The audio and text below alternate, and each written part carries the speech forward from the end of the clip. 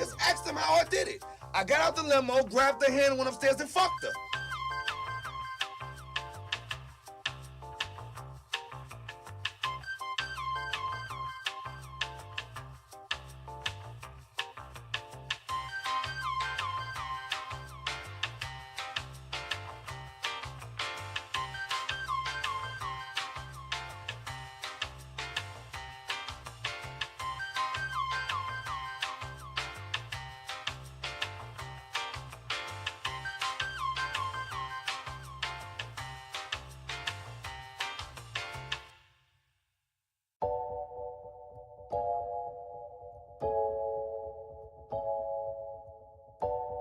I would have been swallowed up. Have you ever been swallowed up?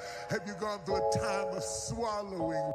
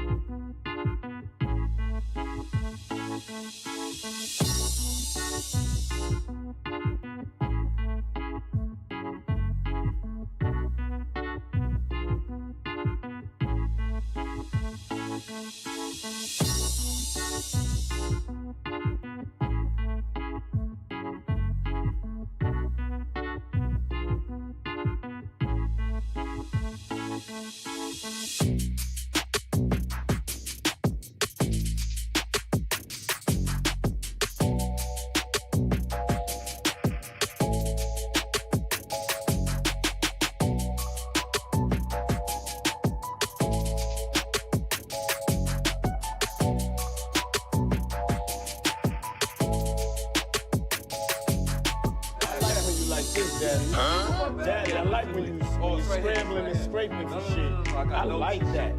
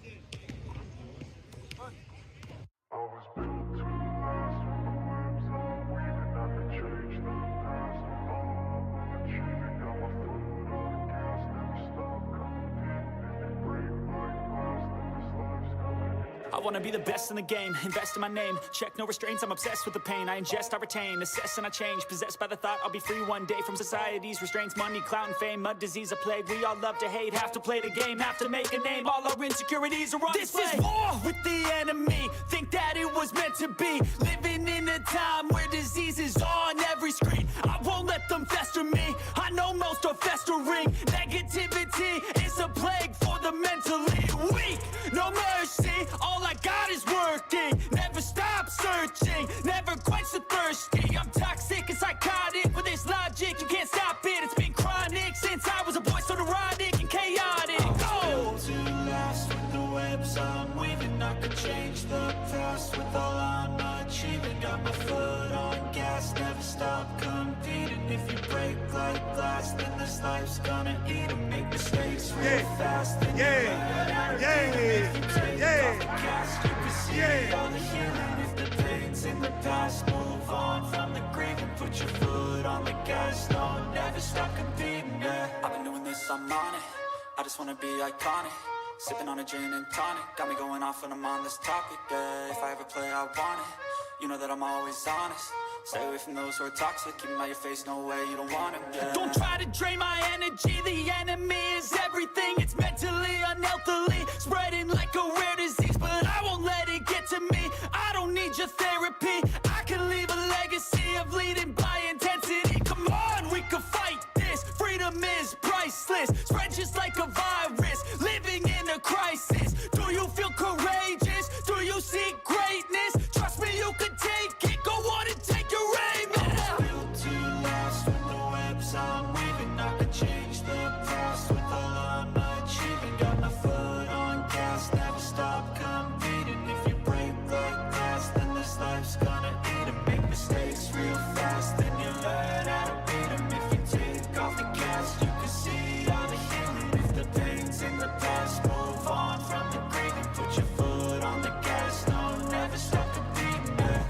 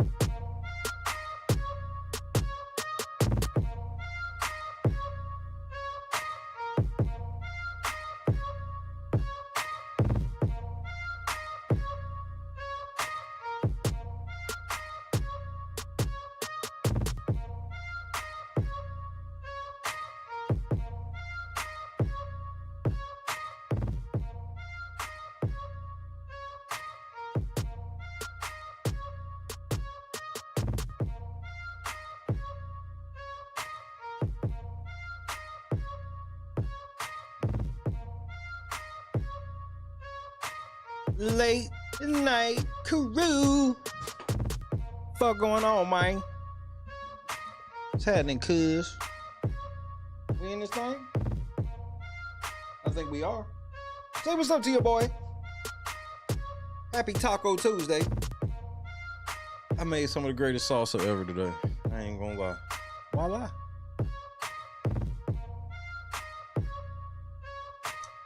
Janice, Bob, Dwayne, Chadrick, Charles, Scott Johnson, Carefree, Dante.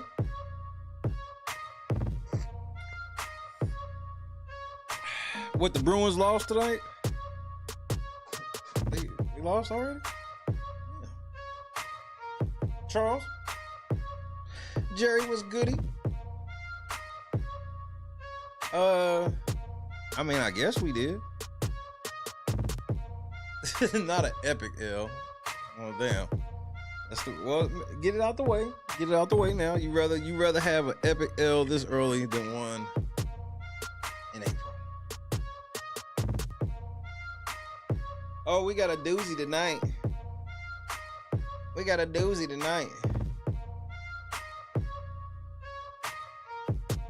Jennifer, what's happening? Can I get one more?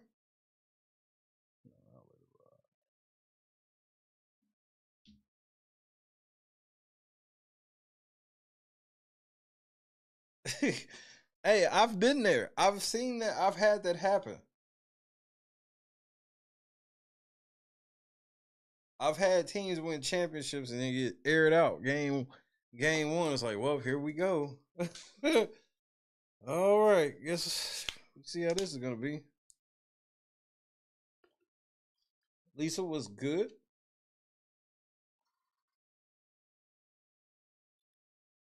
Oh man, we got some more Diddy shit from these archives, cause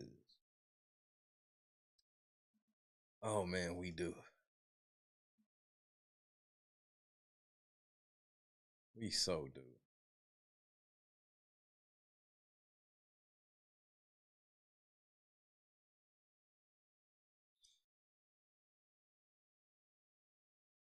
Diddy, like, I don't even know why I even be asking you, bro. You ain't gonna tell me the truth, no way. You scary.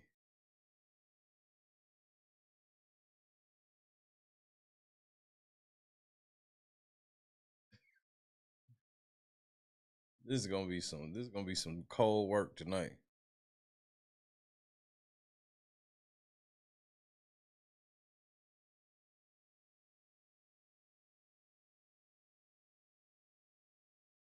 Diddy probably going home on Thursday, so we can get ready for it.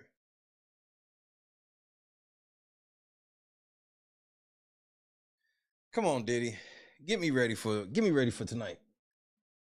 Can you do that for your boy? Especially since you getting ready to go home in 2 days.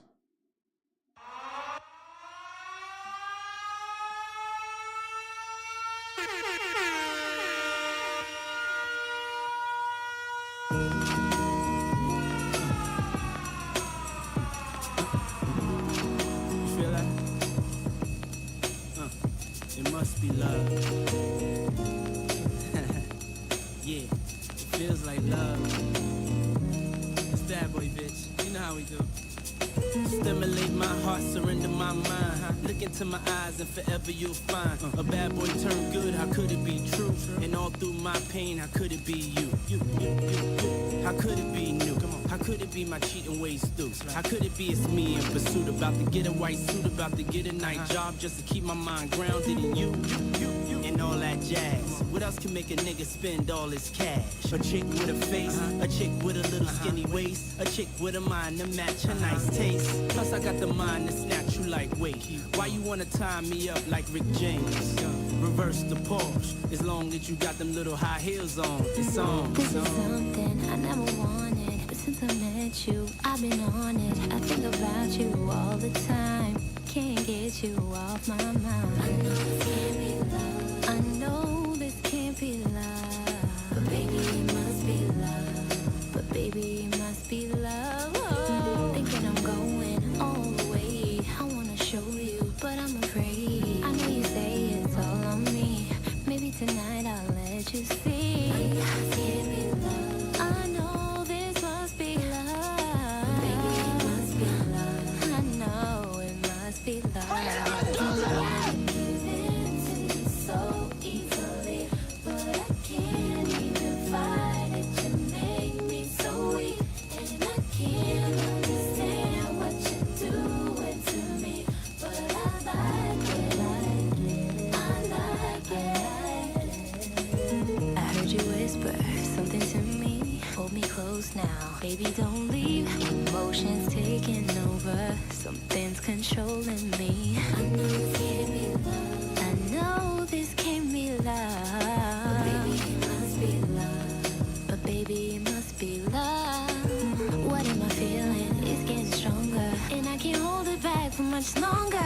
Although we try to be cool, it's all because of you. I know this can't be love. I know this must be love. But baby, it must be love. Baby, it must be love.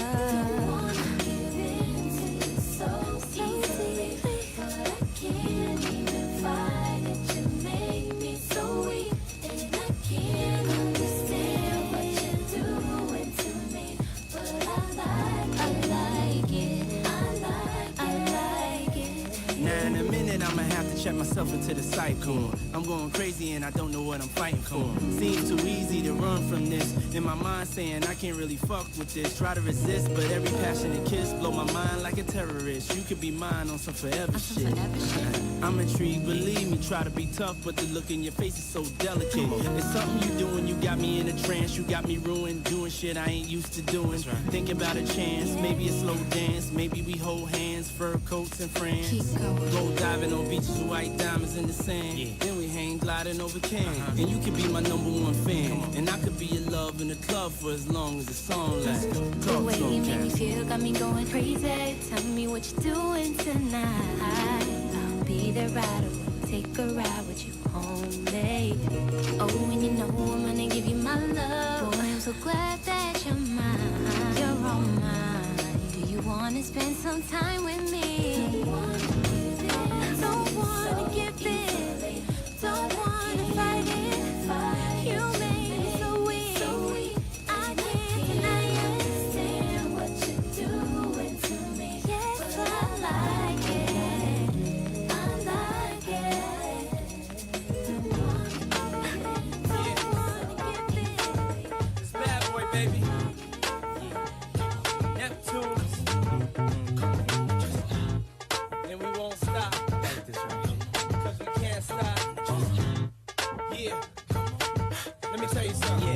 Sometimes I rhyme slow, sometimes I rhyme quick.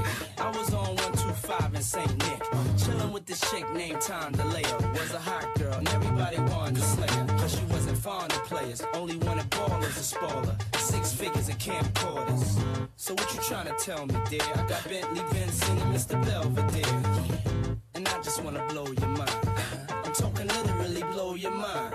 My repertoire is menage a trois and exotic cars, chillin' with the hottest stars. And it ain't no stop to this. I can't help it, I'm an optimist. And I'ma make your head bop to this. And at the end you gon' rock to this. Now say my name, come on. The D, the I, the D, the D, the Y, the D, the I, the D is Diddy. Hold up, it's Diddy. Come on, that's just crazy. The D, the I, the D, the D, the Y, the D, the I, the D is Diddy. Hold up, it's Diddy. Hey, yo, I came in the door. I said it before. I never let the ladies hypnotize me no more. But back to the manuscript.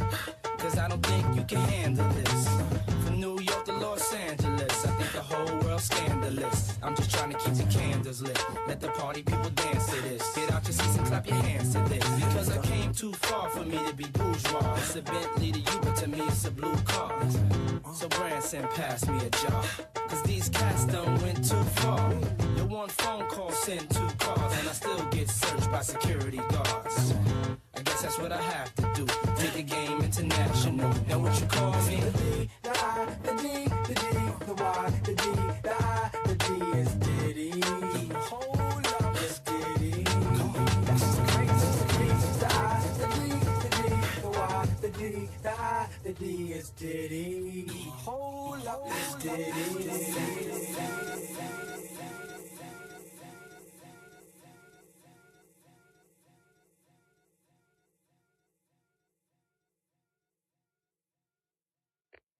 Tactical nuke incoming!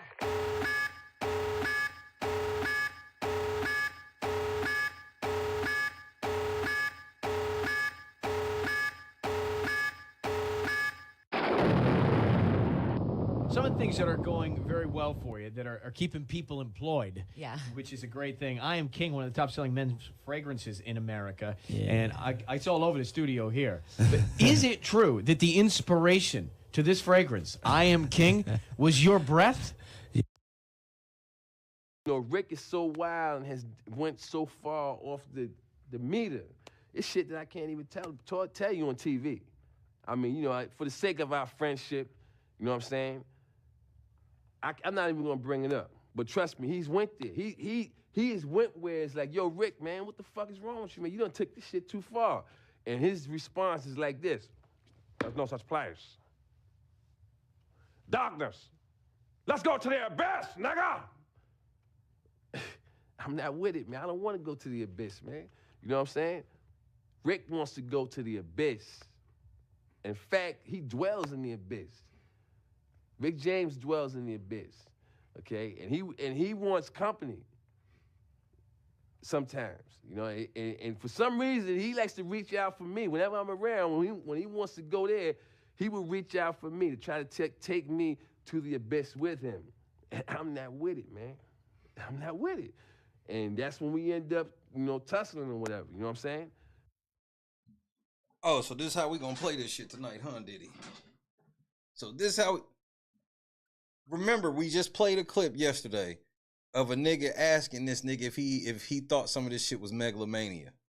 Cause Diddy said he wanted to have the clothes that you wore to the club, the drinks you drank at the club, the music you party to at the club, and the fragrance. But now we've learned that the fragrance is based off Diddy's breath.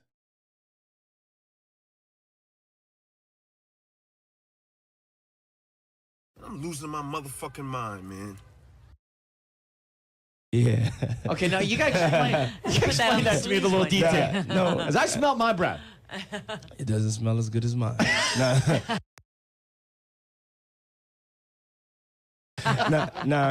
When you're developing these fragrances, it comes from like memory, senses, things that really appeal to you. Right. And you know, there's certain scents that really kind of. Who the fuck has ever in their lifetime smelled or tasted their own breath and gone, cologne?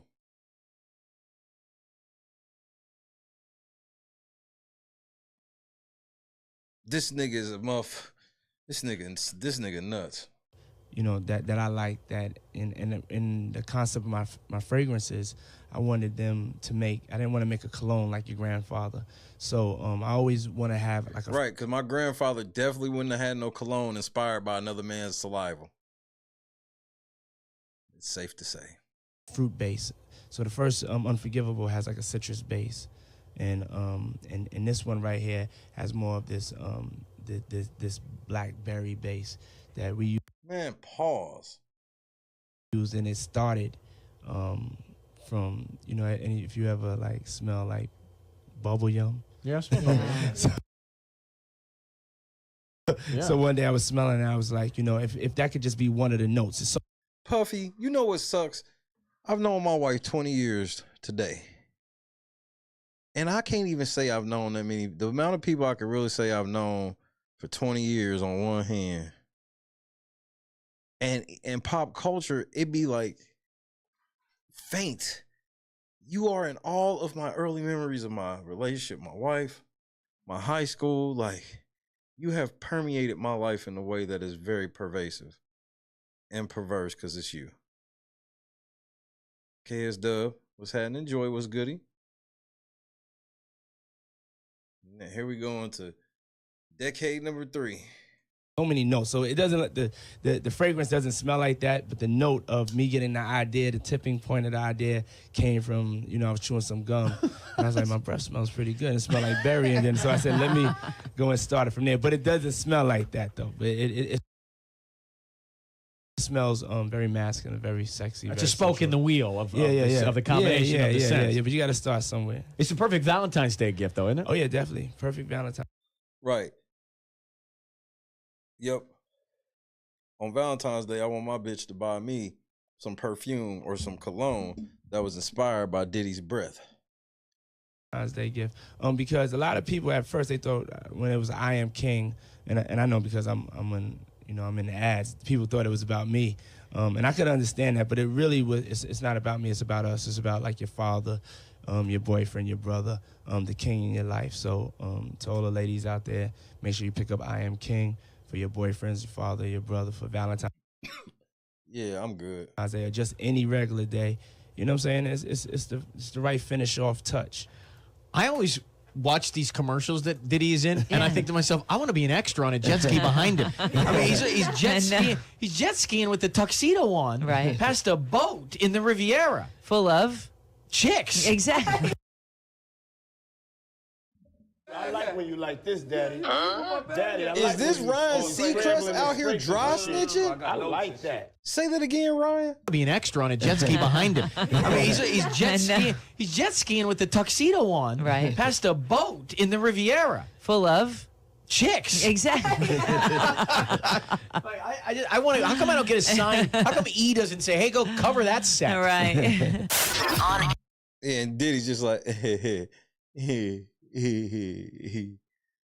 the fuck up, white boy. If I slap shit at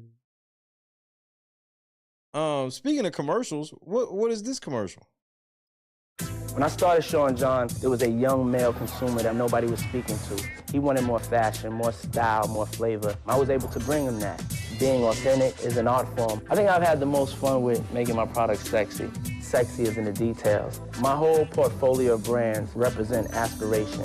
I come from Harlem, New York. It's about wanting the better things in life. I want to make history all the time. I am American business. I watch CNBC. Diddy, how the fuck did you get a CNBC commercial?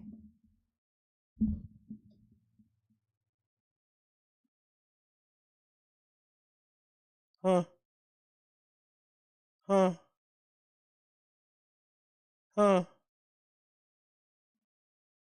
Is it the same way that you got this? Tactical nuke incoming!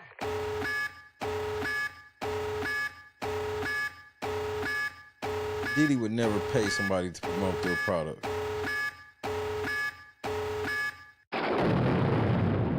Diddy, Obama blog, so Barack Obama meets Barack Obama. 4 years ago, I had the privilege to meet Barack Obama, interview him, predict that he was going to be something big, and also joke around with him, have some, we had some funny banter back and forth.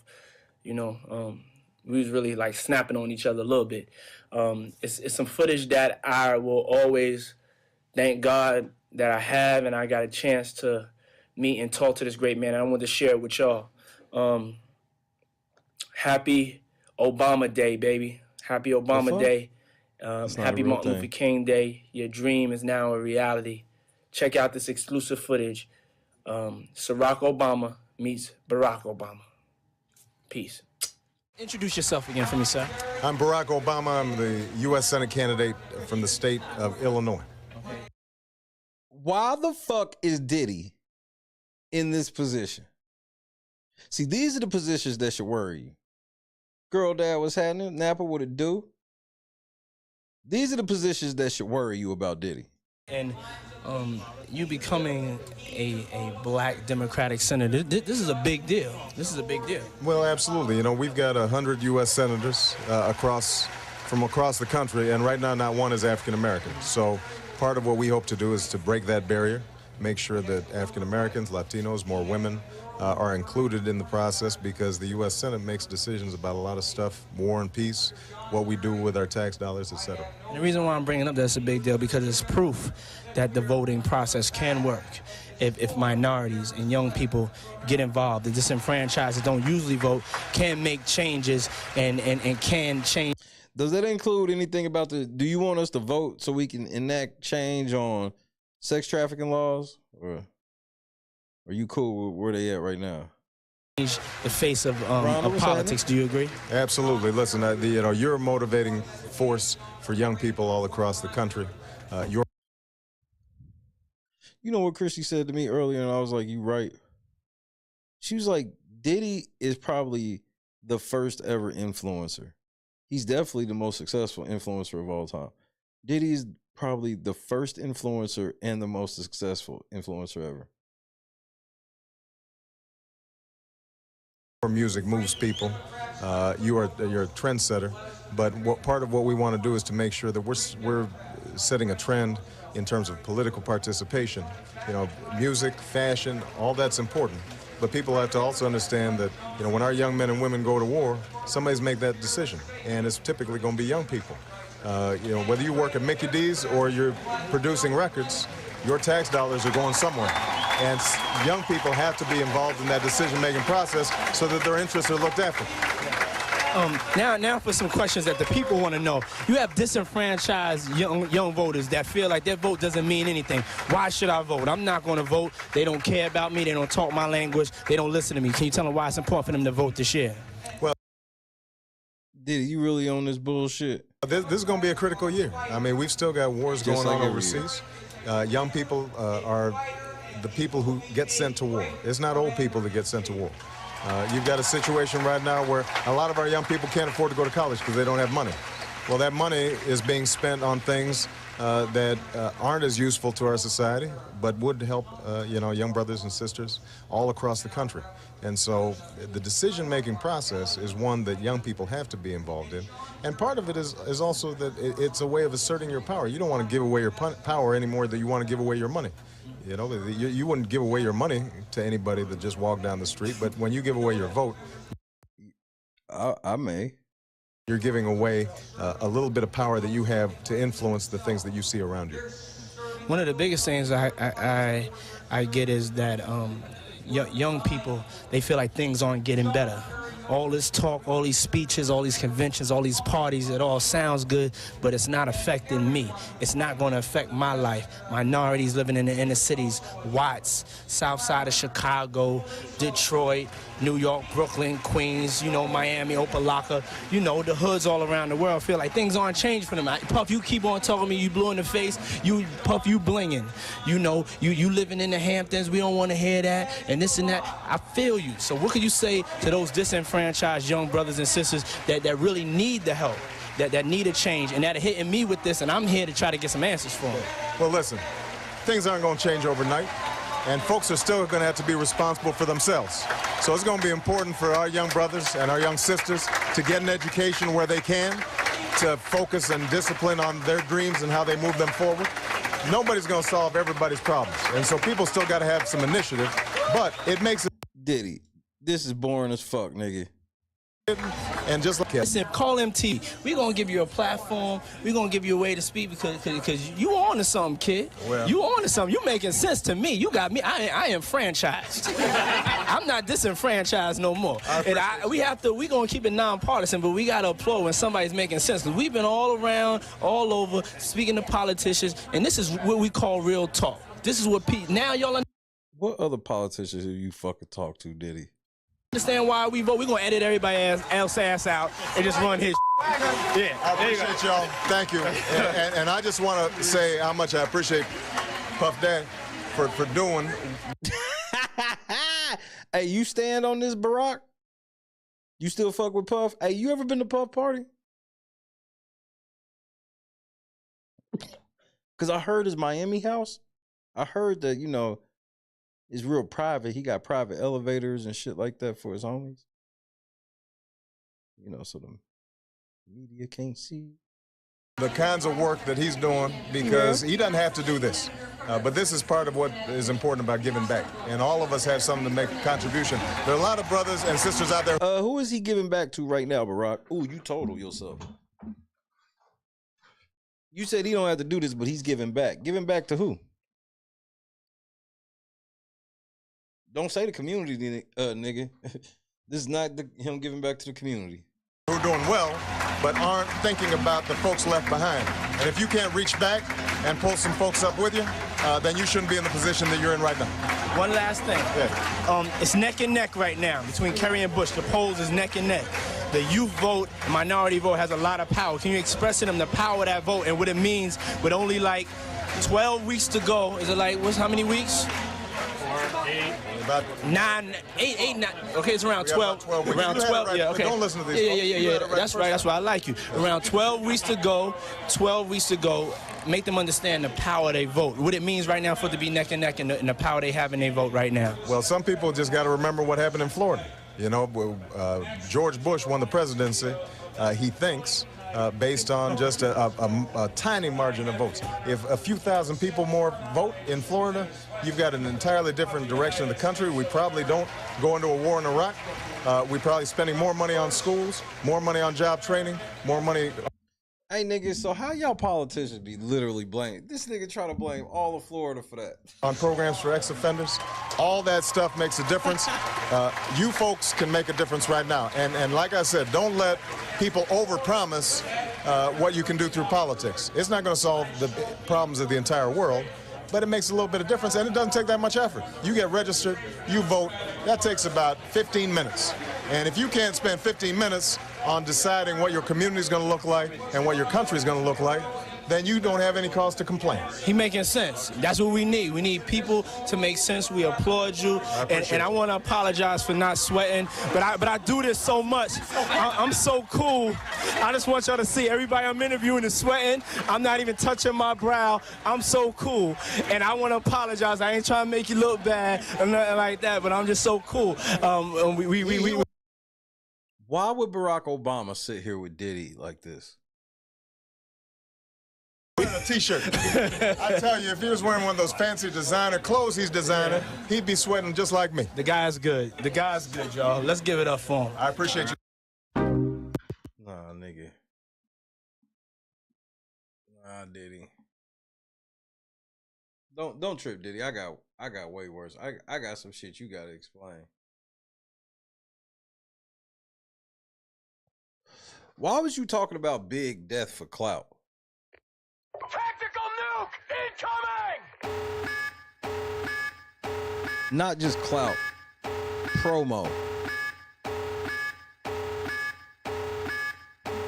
That's a step under clout.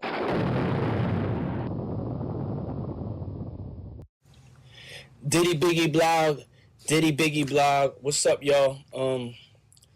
Right now, I'm on the set of CSI Miami. You know, I play this defense attorney. I'm shooting like 2 episodes. Here to talk to y'all about. That's why I'm dressed like this. You know, I don't usually do blogs and suits and everything, but I'm playing a defense attorney. But I'm here to do a blog about the Notorious movie. It's in theaters January 16th, Friday, January 16th. Go make that movie #1. It's a part of hip-hop history. Soundtrack in stores January 13th. Has a new Jay-Z joint on there, Brooklyn We Go Hard. New Jadakiss on there. No, Jay had to get some of this Biggie money. That nigga love getting Biggie money. The Big, all the Biggie classics, January 13th. Go cop that. Here to talk to y'all about, you know, just the movie in general and how it made me feel. I went to the premiere last night. I saw the movie one time before then, but I went to the premiere last night, and I'm not gonna lie, I'm gonna keep it real with y'all. It was extremely difficult for me, you know, just watching, having to relive all of that, you know, all over again. It's probably one of the most traumatic experiences in my life. And what happened to you exactly? Because if it's bad for you, then what about his mom and his kids and shit like that? I'm just asking. This man was like so special to me, to all of us, to his mother, to his children, to his girlfriends, you know, to his friends, his fans.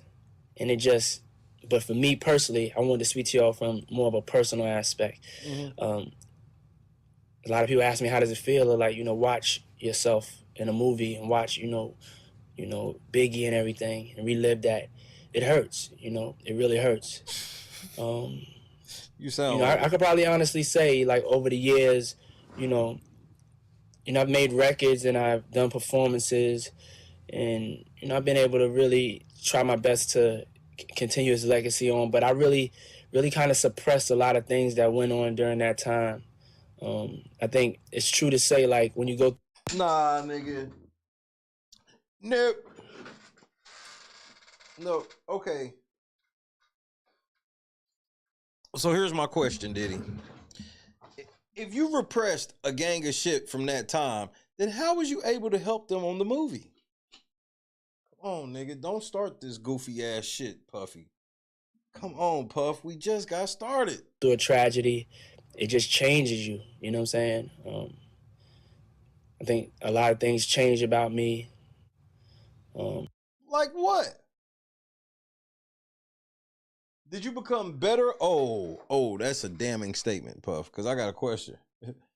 If a lot of things have changed about you, are you a better person than you were then? Or are you worse? Both answers are bad.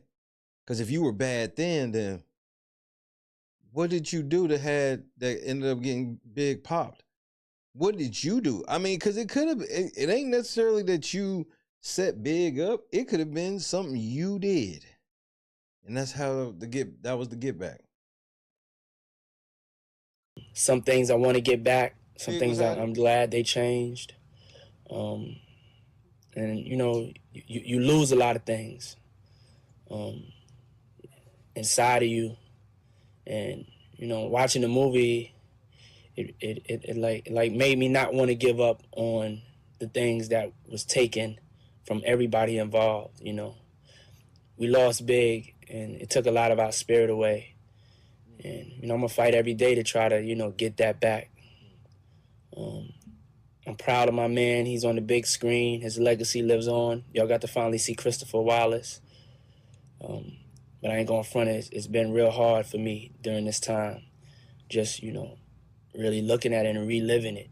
Like, you know, it just breaks my heart. Mm-hmm. And so this just goes out to everybody that's living with that same type of pain. You know what I'm saying? What happened? But where's that whole... That was just some street shit energy. See, for promo, you got a whole different feel talking about big shit. You almost trying to garner sympathy.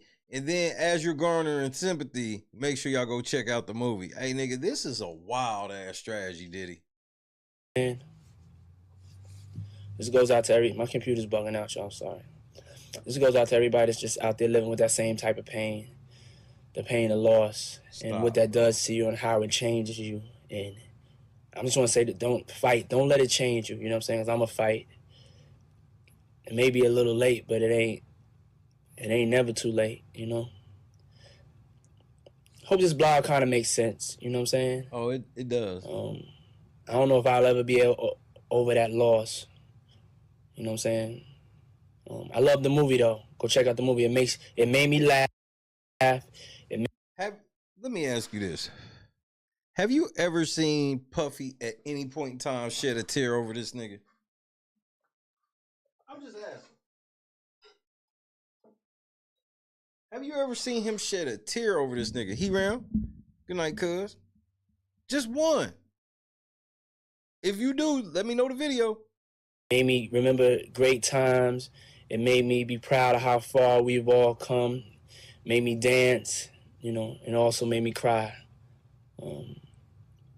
But I think we all need to cry sometimes. It make us appreciate life. Today, I truly appreciate life. But I must keep it real with y'all that, you know, my heart is broken. Shit fucked me up, reliving it and seeing it again. So, you know, pray for me, and I'm going to pray for you. And go check out the movie Notorious. Biggie Diddy Blog, baby. Biggie Diddy Blog. Hit you with more of these. They won't be so somber neither. We do got a lot to celebrate. It's my man's life. Peace. Diddy, I've never seen you shed a tear. What up, cuh? Well, let's keep it pushing. Diddy Biggie Confessional. Diddy Biggie Confessional. I promise to tell the truth, the whole truth, and nothing but the truth. The movie comes out Notorious tomorrow, Friday the 16th. In honor of the movie, I think it's time that, you know, for myself, for the friends of Biggie, for his family.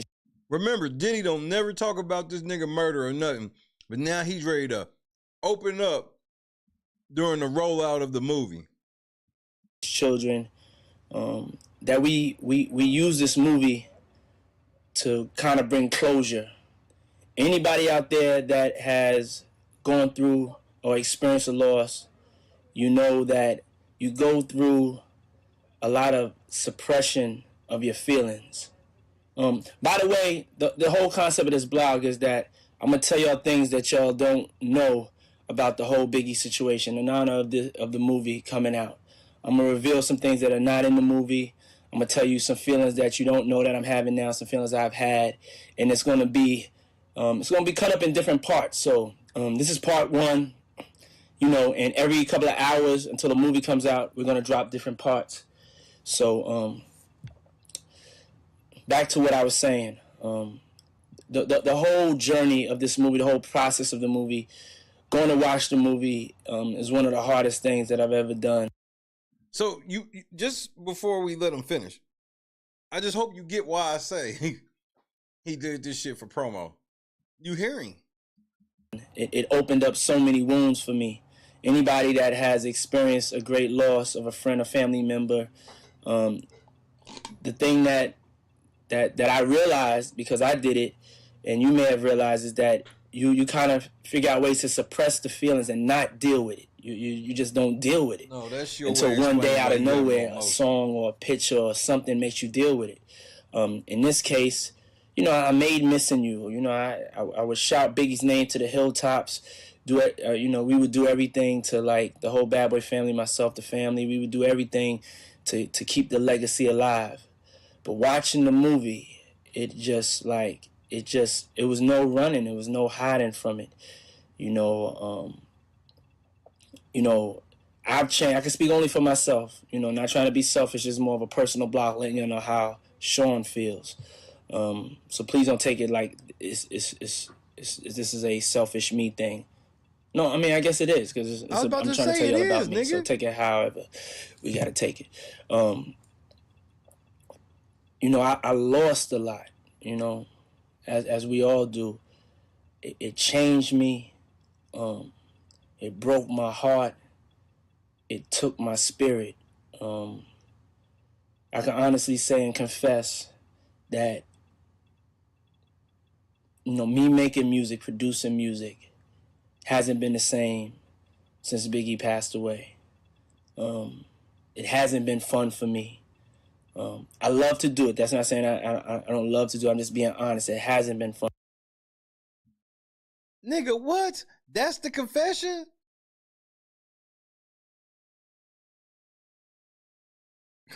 Bams, what's happening? Nigga, what the? Come on, Diddy. Stop. For me. And I didn't really know that. I didn't really know that. I knew that there was something that wasn't 100% right. But I was still good at 80%. I was still doing my thing at 80%. But a major part of me, of course, was gone, but also at the same time, I just wasn't having fun. I let my spirit be taken. And I think that's a lot of us involved. And I saw that more clearly with the movie. And it made me want to get my spirit back. Now, swag and spirit is a little bit different. It's connected, but it's a little bit different.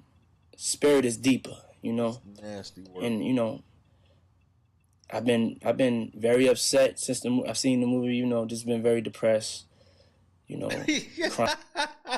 Does this nigga look like he been very depressed? 1 for yes, 2 for no. Does this nigga look like he's been very depressed?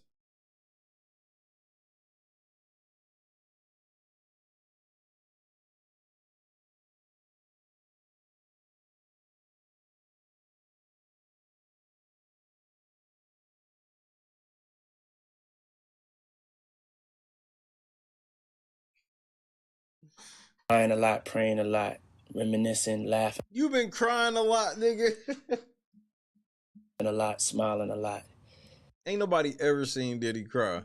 And I said, something? I said for my kids, for myself, for my fans, it's important that, I really try my best to move on, that I stop fronting.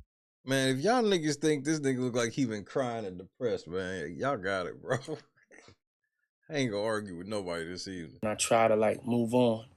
It has to come a time that we release it, we let it go to God, we let it go to whoever's passed away. I gotta let this one go to Big. I gotta trust that. Did he miss? It's all right. And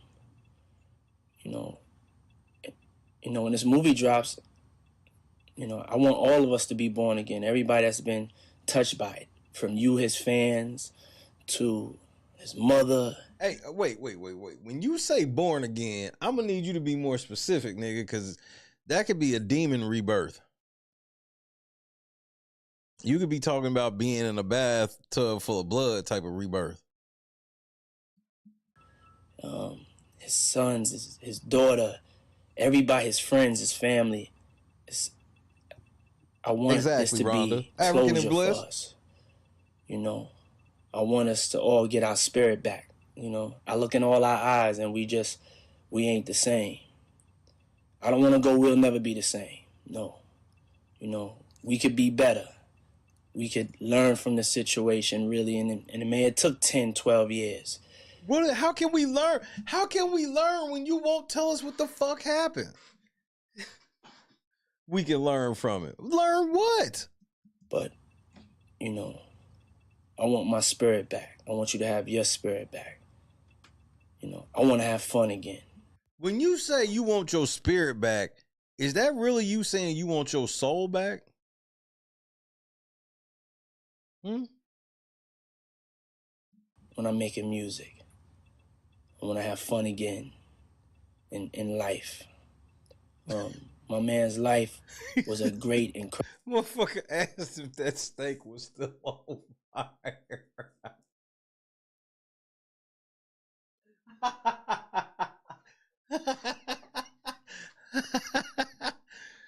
Nigga, Salt Bay had that motherfucking smoke detectors and shit. Incredible life. And he, like so many people, get cut down right when they making that transition from young man to man, young woman to woman. And the thing is, we're blessed to be here alive and to still have that opportunity. Right. So I'm going to get my spirit back. I'm going to have fun. Bro, is he talking about getting his soul back?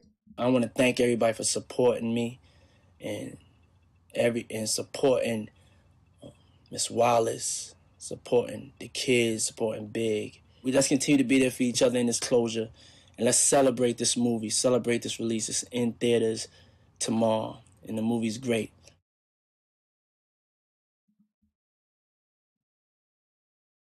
How about I just play it right now? What's up, y'all? This is part two of the Diddy Biggie confessional. I swear to tell the truth, the whole truth, and nothing but the truth. Movie in theaters Friday the 16th. Soundtrack in stores now. Go get it. Something that y'all don't know. Breaking news. Something that I've never told anybody. This is a secret. Something that, will probably be in my book. But I'm telling y'all right now. The day that Biggie was killed, he wasn't supposed to be in LA. That morning, I got a call from Biggie. I've never told anybody this in an interview or anything. I got a call from Biggie and... No, Diddy. No. Come on, Diddy. This is weak as fuck, Diddy. Biggie said, I don't want you to be mad at me, but I'm about to jerk you up. And I'm like, pause. I'm about to go left on something. That's a better word. And I'm like, what you talking about? I would always be on him about we... If y'all used to say jerk him up, why did you have to say pause and say something else?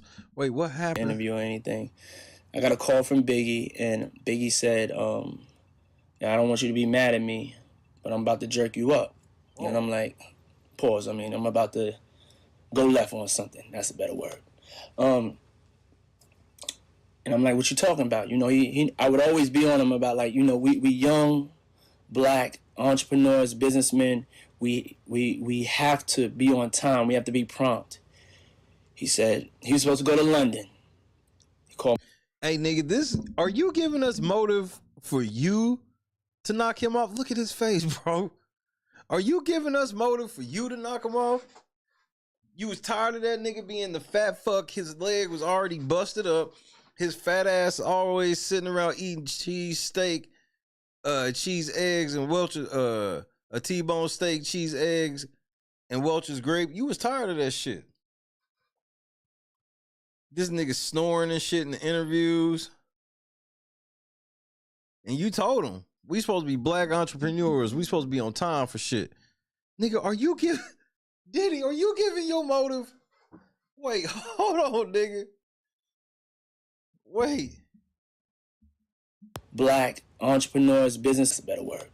And I'm like, what you talking about? I would always be on him about we young, black entrepreneurs, businessmen. We have to be on time. We have to be prompt. He said he was supposed to go to London. He called me and said, I'm not going to London. He's like, I just finished my album. I want to hang out with you tonight. There's a party tonight. I want to celebrate with you. I'm like, come on, Big. Get on the plane. You have to go get on the plane. He was like, I'll go tomorrow. Just tell him I'm sick. Please, please, please. We haven't hung out in a long time. Can we just all hang out together? Just the whole crew. Bad Boy, Junior Mafia. Let's just go celebrate this album. It's like some of my best work. We made it through all of this bullshit. Please. I said, yes. All right, we'll hang out.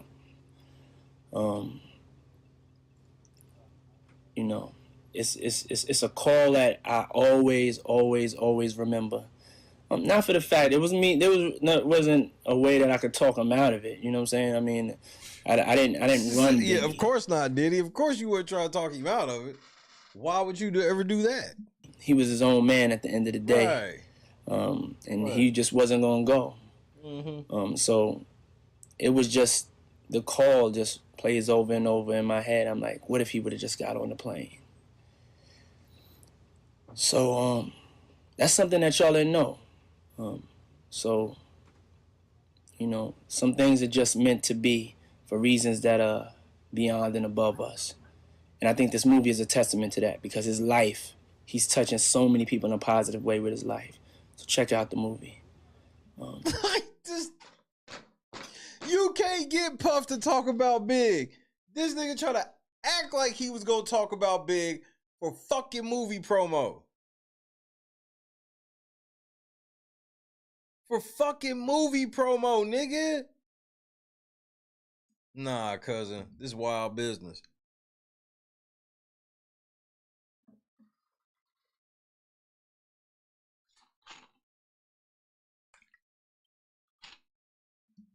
It's great.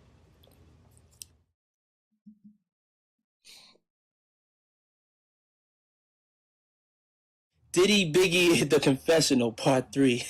Diddy Biggie The Confessional Part 3. Biggie and Tupac. Biggie and Tupac. I'm in my trailer right now. But some things that y'all don't know. Biggie and Tupac. Yo, these cats, when they hit it off, real talk, y'all, it was like, it was like Tom and Jerry. It was like you could not separate these two. You know what I'm saying? Like the energy that they had together. It wasn't nobody trying to be gangster or thug. I witnessed it. It was just so much love, so much admiration. Excuse my computer for bugging out. I gotta learn how to fix that. Somebody hear me tell me how to fix that from happening. So much. Their relationship, it was like, for real. It was like two children in grade school that just hit it off and just hung out with each other all the time. When the whole East-West thing started, we were caught off guard, and that broke my man's heart. Broke his heart. He did not make Who Shot Ya about Tupac. That was freestyle that was done a long, long time ago. That's the crazy thing about music is that things come to fruition. Oh my Lord, Diddy, you did not say that. He just admitted to killing Tupac, in my opinion. That's the thing about music. Sometimes things come to fruition. Who Shot Ya? Oh my, look, Diddy. Here's the thing about Who Shot Ya. He's not lying. It was recorded old, right? Which makes you go, all right then, Diddy, we not mad at Biggie. Why did you release that song then? Diddy was the one that released the song. Why would he do that? He did not make Who Shot Ya about Tupac. That was freestyle that was done a long, long time ago. That's the crazy thing about music is that things come to fruition. You got to watch what you put out there. Watch the messages you put in your music, man. Watch. If you talk about death or jail, you're going to be dead. So I try to talk about money, man. Okay, back to the story. Biggie was heartbroken. But Diddy, you in jail right now, nigga. You talked all that you changed your name to Love, nigga. You still in jail, nigga. You tried that. You tried to talk it. It ain't work for you. The day Tupac got shot, Biggie, I'm talking about, you could feel him praying that everything was all right. Everything, once he got shot, everything was let go. You know what I'm saying? Between all of us, we just was just like praying and actually praying and praying and praying, like almost he was signed to Bad Boy, and we didn't even care about hit him up. We was praying for him almost like he was signed to Bad Boy. That's a wild ass analogy when talking about prayer. I gotta be honest. We didn't care about East. We didn't care about nothing that was said, done before. This was too serious. We was just like, come on, man, pull through, pull through, pull through. You know, after that, you know, Big was depressed for days, and that's something that all. What about you though? He didn't say we was depressed for days. Big was depressed for days, nigga.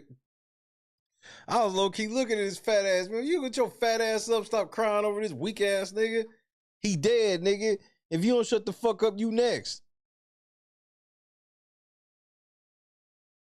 This nigga Diddy a whole ass savage, nigga. This was too serious. We was just like, come on, man. Pull through. You know, after that, you know, Big was depressed for days.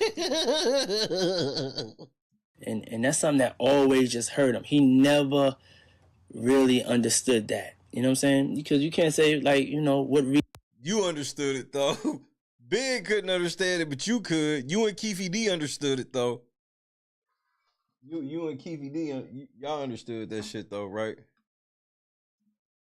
Pac didn't have no reason to be jealous of Big, or it was something that just it couldn't be understood. And you know, that's the whole truth on the Tupac thing. You know what I'm saying? Big loved him, and I know deep down inside Tupac loved Big. Me, I ain't like the nigga. Them niggas liked each other. I ain't really fuck with that bitch ass nigga. He tied that bandana on. He fucked my bitch, my mama. He fucked every hoe I ever knew. Yeah, nigga, he had to be moved off the board. I found out he fucked J-Lo when she was on In Living Color. So he gotta go. Part 3.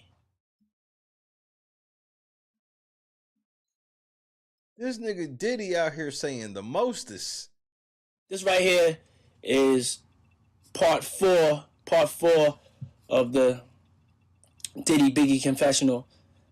Attention to the Academy, to the Hollywood Foreign Press, People's Choice Awards, SAG, everybody, get this movie on your radar. I know it's a bunch of young actors, it's a bunch of African Americans, but they acting their asses off. Do some research, find out how good it is. This movie is incredible. It's incredible. I'm not amping it up. It deserves to be honored at the Academy Awards. It's seen everything that was honored this year. Dollars was happening. From The Wrestler to Slumdog Millionaire. This joint right here, to me, is greater than those. This nigga making it seem like he's having this deep ass discussion about Big, but it's only about one thing. This is wild, bro. I'm not gonna lie. This is wild, bro. This is some dirty work. I don't want to sugarcoat it. Those are great movies, but this one right here, I think we have the privilege to be able to be honest. I love it. I wouldn't lie, and I'm not saying because I'm involved as a producer on the movie. This movie right.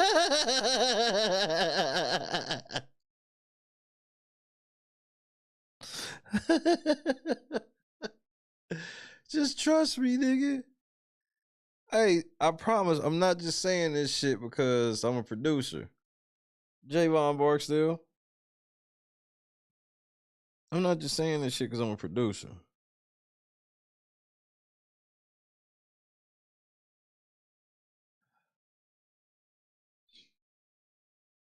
Oh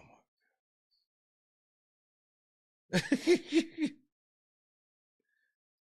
This nigga sound worse than Woes, nigga. This nigga just be dropping Woes bombs, nigga. Ain't no more Woes bombs, nigga. That shit's over. It's Shams or nothing, nigga. And Shams lying ass, nigga. Why the fuck Shams can't be, bro. Mel Kiper Jr., you need to learn basketball or something, nigga. Shit. Right here, I put it, everybody has their own taste. This movie right here is as good or better than the movies that have won awards for Best Picture, Best. Nigga, are you really doing this in the next? Are you really hurt over Biggie's death, or is this promo, man? Screenplay, Best Actor, etc., Best Soundtrack, everything. It's a whole year from now. It's a long time. Remember this movie. It'll be a tragedy if y'all don't give this movie some jewelry and some respect. Lisa was good. You know. So all of y'all that don't know, there's like Oscar campaigns and go. Hit that like button, bro. Let me see what the likes is at, because we're gonna have to go to commercial because y'all been acting a fool on this like button. We ain't hit the goal. in a while. Look, we got 142 people in here. We gotta get over 100 likes, bro, before I start the video back up. And I'm going to commercial. Pranking. Come on. Get on that like button. Diddy sitting here doing promo in the name of Christopher Wallace. This nigga Diddy's unreal, bro. This nigga, bro, he ain't got his soul is just like his soul ain't right. How you gonna win when you ain't right within?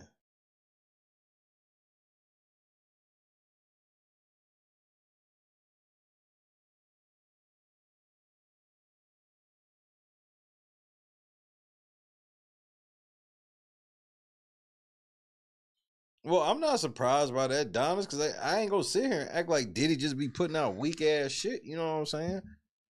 I ain't gonna play him like that. Shit, what did I hit?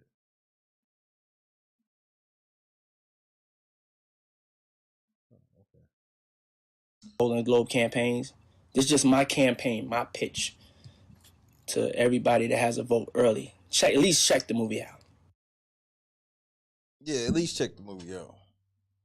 Come on, before I start the next clip, man, we gotta get to 100 likes, bro. Unrivaled coverage due to unrivaled research, because we got a motherfucking unrivaled squad. Shout out to the whole Real Late Night crew.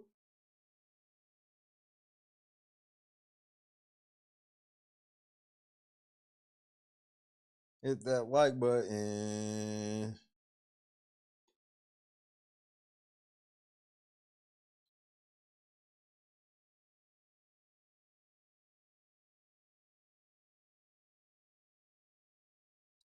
How many likes we at?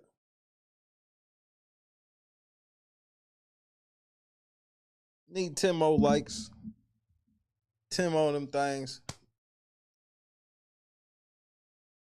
We're gonna go ahead and start. I'm gonna go ahead and, on good faith, we're gonna go ahead and keep pushing. Talk to him, Diddy. Y'all know damn well that Lindsay Lohan and Jessica Simpson was not using no Proactive. Hold on right quick.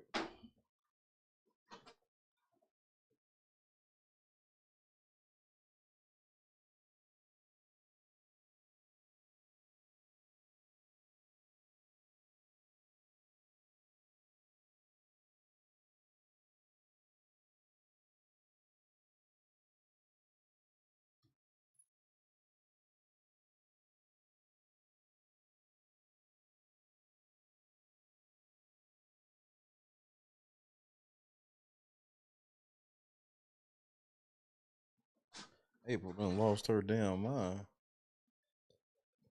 So Diddy wall Proactive. Now, y'all into skincare products. Now y'all think it's official. Well, I got a secret. I was up on Proactive for 7 years. That's why I got the silky smooth cocoa butter skin. So Lindsay, Jessica, you're late. You should have followed my pretty ass from the beginning. But now you're late. This nigga Diddy be wildin'. And nobody ever says shit.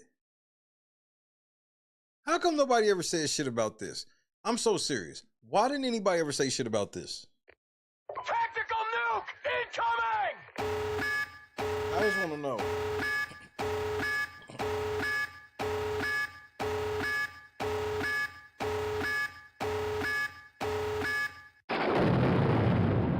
Yeah. Hey, yo, check this out. All my people out in my space, y'all see it happening here. We on tour, coming to a country near you. We about to come to America.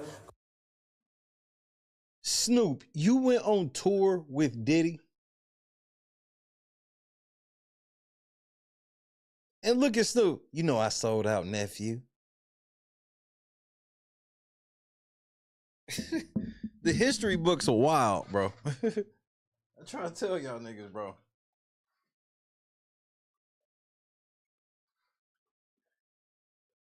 I try to tell y'all, bro. This nigga Snoop.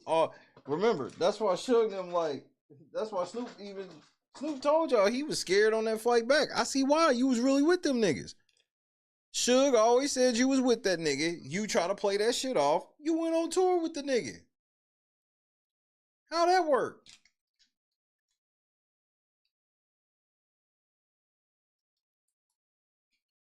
Nigga, this shit wild, bro. Go buy that Blue Carpet Treatment, one of the hottest albums this year. Press play, the 2 hottest albums that are out this year. 2 hottest niggas that's out right now. No disrespect to nobody out there, but it is what it is, man. We got the most hits. We out here getting the most money. We the flyest niggas, we the sharpest, and we talk the slickest, and we ain't got no we beef. look the best. Man, what is happening? We got dress no the beef. best, and we love by everybody. With nobody, we love all y'all. Now what? We love all y'all niggas beefing, do it. We done been there, did that. I got bud for the bitches. Bitch, you can smell good after you smoke this weed up. You want to smell unforgivable, bitch? Unforgettable? Unforgivable? What you want, bitch? Say it. Name it. Spray it on you, bitch. How was it, Dan? From Snoop was hot in 92. And he had a short little rebirth in like what 2004, 2005, maybe even 6, whenever Rhythm and Gangster dropped. No, I don't even think it was Rhythm and Gangster. It was whenever Pharrell did that album for him.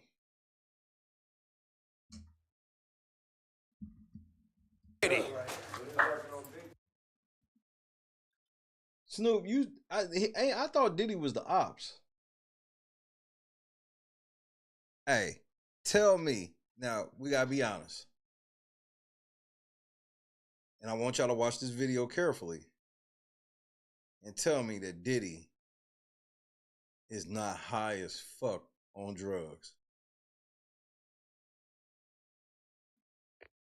Tactical nuke incoming!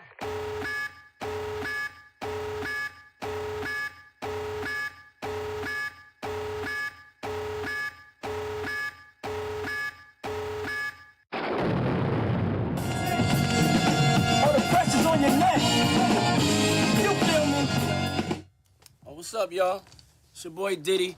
I'm in the studio, as you can see, mixing the new album, Press Play, in stores October 17th. Check this out. What y'all about to see is something that y'all have never seen before. It's me, raw, uncut in the studio, no haircut, sweating like a pig, loving the music, enjoying myself, doing what we do. If you're from Harlem, we don't call it just dancing, we call it getting off.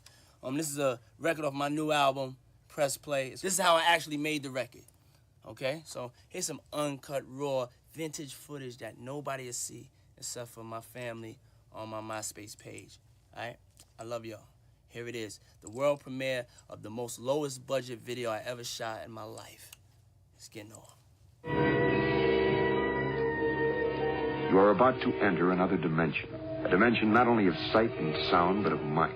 A journey into a wondrous land of imagination. Next stop, the Twilight Zone. If that's not the introduction to a motherfucker being high on drugs, I don't know what is.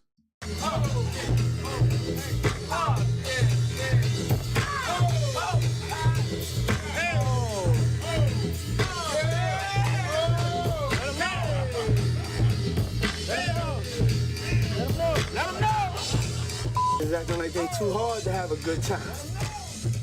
So I don't be getting no. I like to have a good time. Oh, nigga, you gay. I talk to ladies, you know. Ladies gonna have fun. Ladies gonna celebrate. I like celebrating life, you know. Yeah, man. Yeah, man.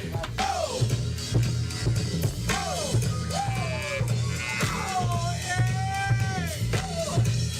Hot summer day on the corner at home.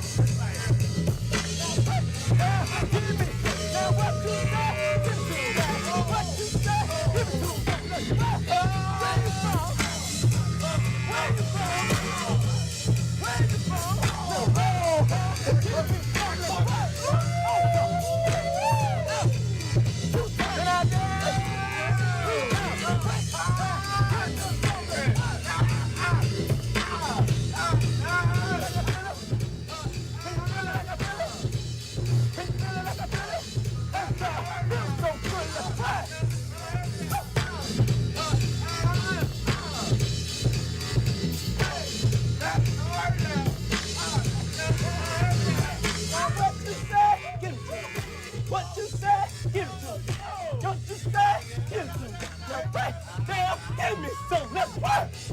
What you say? This nigga high than a motherfucker. What you say? Hold on right quick.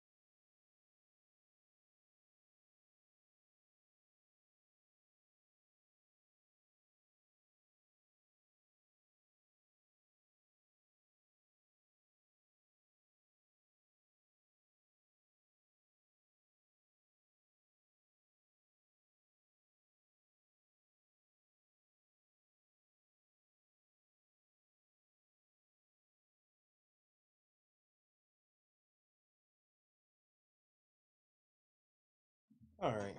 Check on Shay Jr. What you say now, break down? Give me some. Let's work. Bet I ain't got clubs like that no more that play like that. Yes, they do. Yes, they do. You know what I'm saying? Ain't got clubs no more with dance. Yes. Just acting like they too hard to have a good time. That's why don't be getting no. I like to have a good time. So I attract the ladies, you know? Ladies want to have fun. Ladies want to celebrate. I like celebrating life, you know? Yeah, man. Yeah, man. Oh, I see you. Oh. Where you from?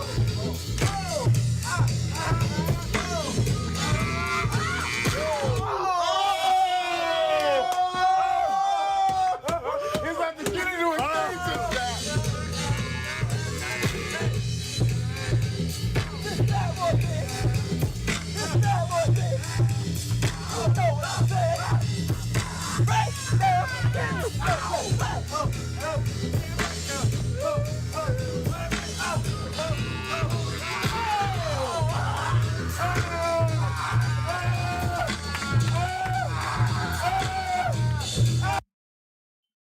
You know, Rick is so wild and has went so far off the meter. It's shit that I can't even tell you on TV. I mean, you know, for the sake of our friendship, you know what I'm saying? I'm not even gonna bring it up. But trust me, he's went there. He has went where it's like, yo, Rick, man, what the fuck is wrong with you, man? You done took this shit too far. And his response is like this: there's no such place. Darkness. Let's go to the abyss, nigga. I'm not with it, man. I don't want to go to the abyss, man. You know what I'm saying? Rick wants to go to the abyss. In fact, he dwells in the abyss. Rick James dwells in the abyss, okay? And he wants company sometimes, you know? And for some reason, he likes to reach out for me. Whenever I'm around, when he wants to go there, he will reach out for me to try to take me to the abyss with him. And I'm not with it, man. I'm not with it. And that's when we end up, you know, tussling or whatever, you know what I'm saying?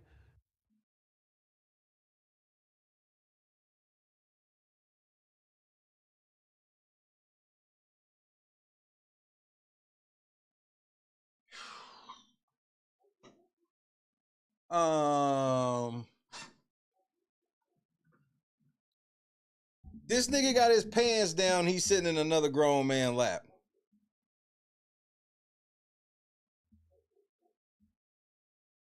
Diddy, you gotta be gay, bro. Man, I am not gay. I have relationships with women and sex with men. And I got news for you. That means you're gay.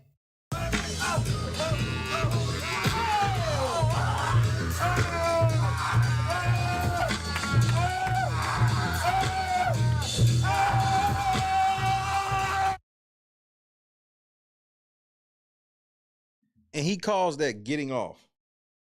And you gonna tell me that didn't seem like no type of drug-fueled episode? At all. Wow. Did you see that demonic ass look on his face?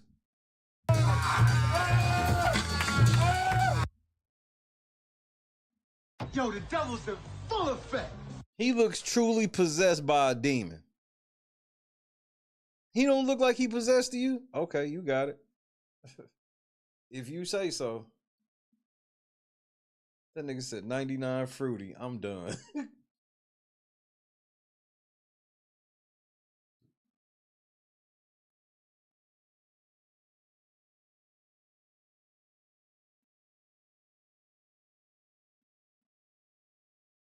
Diddy wet than a motherfucker, nigga.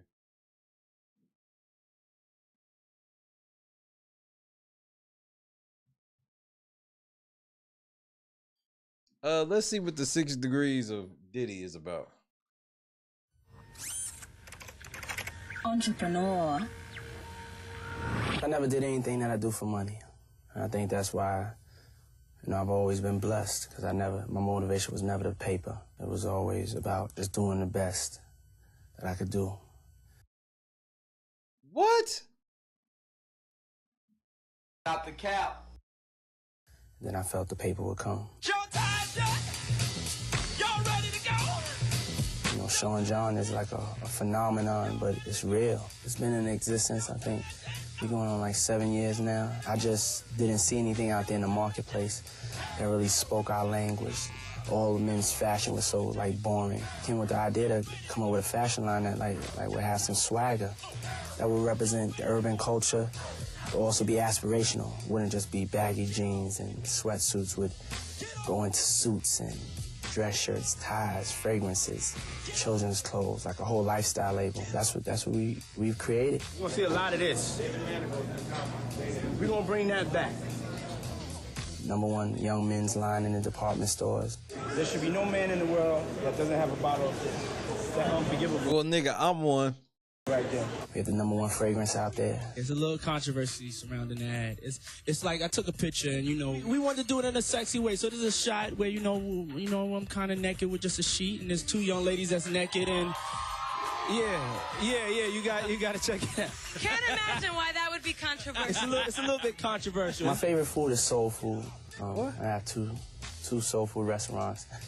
They both called Justin's, one in New York, one in Atlanta. We just celebrated 10 years of existence, and it's hard to have a restaurant open for 5 years, let alone 10 years. It's like the restaurant represents us. There's not a lot of restaurants that give you that cultural experience of black food, African-American food.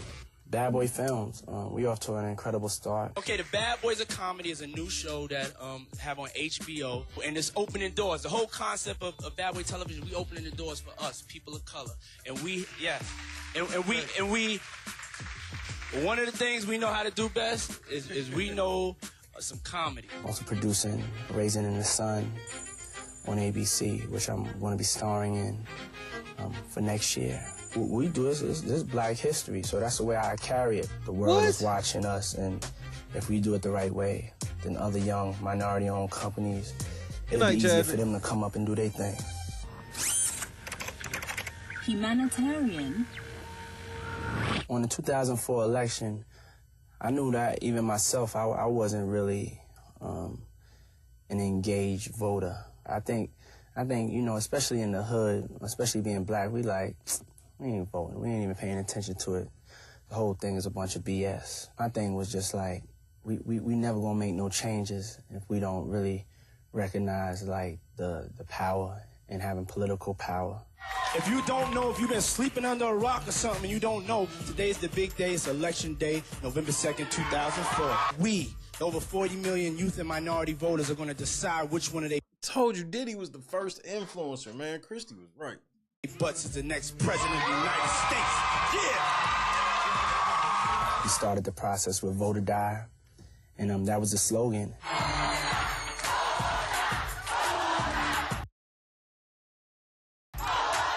Yeah, make some noise! There was an unprecedented increase in blacks between the ages of 18 and 34. And that was hidden by the media. but we know that it riled a lot of us up. You know, Vote or Die did what it had to do, and it's probably one of the most Vote or die. That was a real thing for those that don't know. famous slogans, you know. It was. In you know, minority politics. Because it was a fucked up time. Every rapper dropped a song for Obama.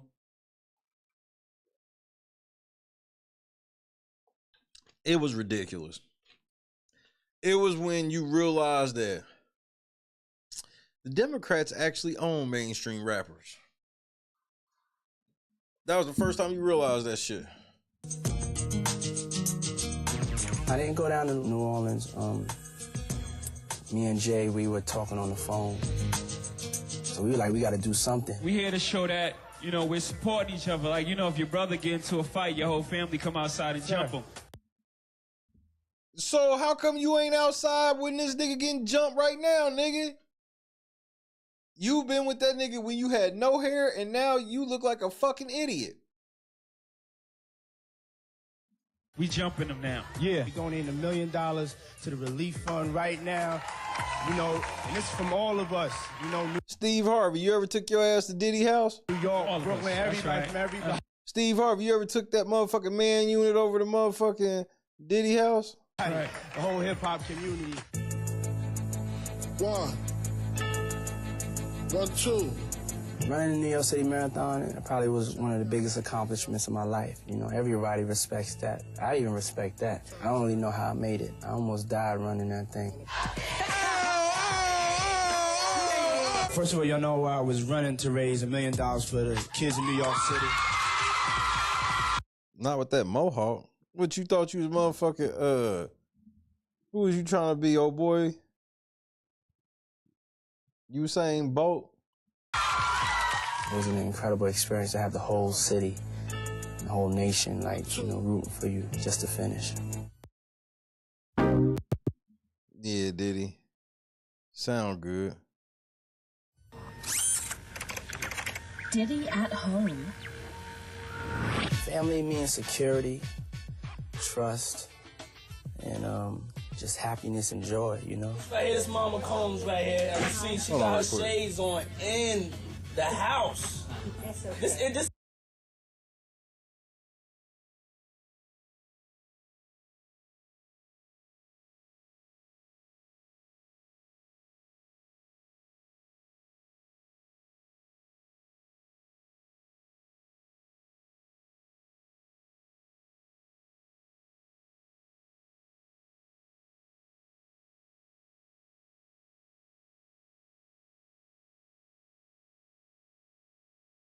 All right, my bad, y'all. the Winnebago. She got her shades on. This Yeah, her wigs don't, bro. His mom's is... This is family lineage right here. Mama Combs can do whatever she wants to do. That's right. That's right. That's Shades right. in and shades That's out. right. Stop You put it petting in that your motherfucker. You do whatever you want to do. That's just the way it is. I'm Justin. I'm Christian. I'm probably like one of the greatest fathers in the world.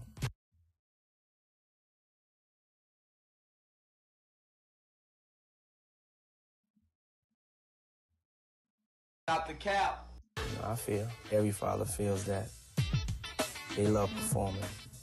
You know, they want to go on tour. They want to be on stage.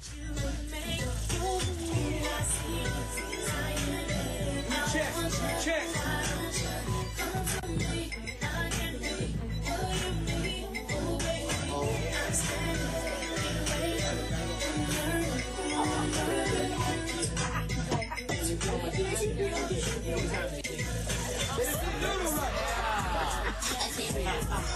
Running the family. That's what I heard, Diddy. That's been the... I heard in the lawsuit they got against your son, I heard it running the family. How many times I've been Good night, Bob. Love? Probably like 3 times. 3 times in my life. My latest love is probably like my longest love. Her name is Kim Porter. She probably like my truest love, you know, because it stood the test of time. Do I believe in marriage? Yeah, I mean, I guess so. I guess I believe in. I mean, I don't know yet, you know what I'm saying? I don't know if I believe in it like that. I was never brought up around marriage, you know what I'm saying? It's hard to believe in it, though. So many people get divorced.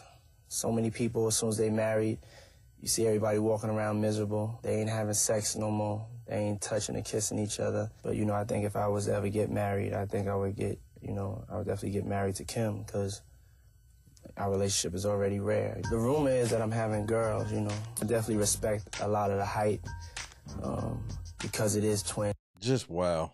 And because, you know, I'm having a baby, and also everybody knows that I always wanted girls, and it may be finally coming true. But during the time until you have a baby, if you've ever had children, you don't take that for granted. You just pray every day that they're just healthy, no matter what sex they are, that they got 2 eyes, 10 fingers. Oh, Puffy got twin girls. 10 toes, and that's my only concern. I mean, I appreciate everybody asking me, and, you know, all of the hype that's around it, you know. But my concern is definitely that, you know, that they just come out healthy. When I'm at home, I'm just real regular. I just like to chill, you know, just to like to recuperate. I sleep a lot, walk around in my underwear, sex with my girlfriend. That's what I like to do.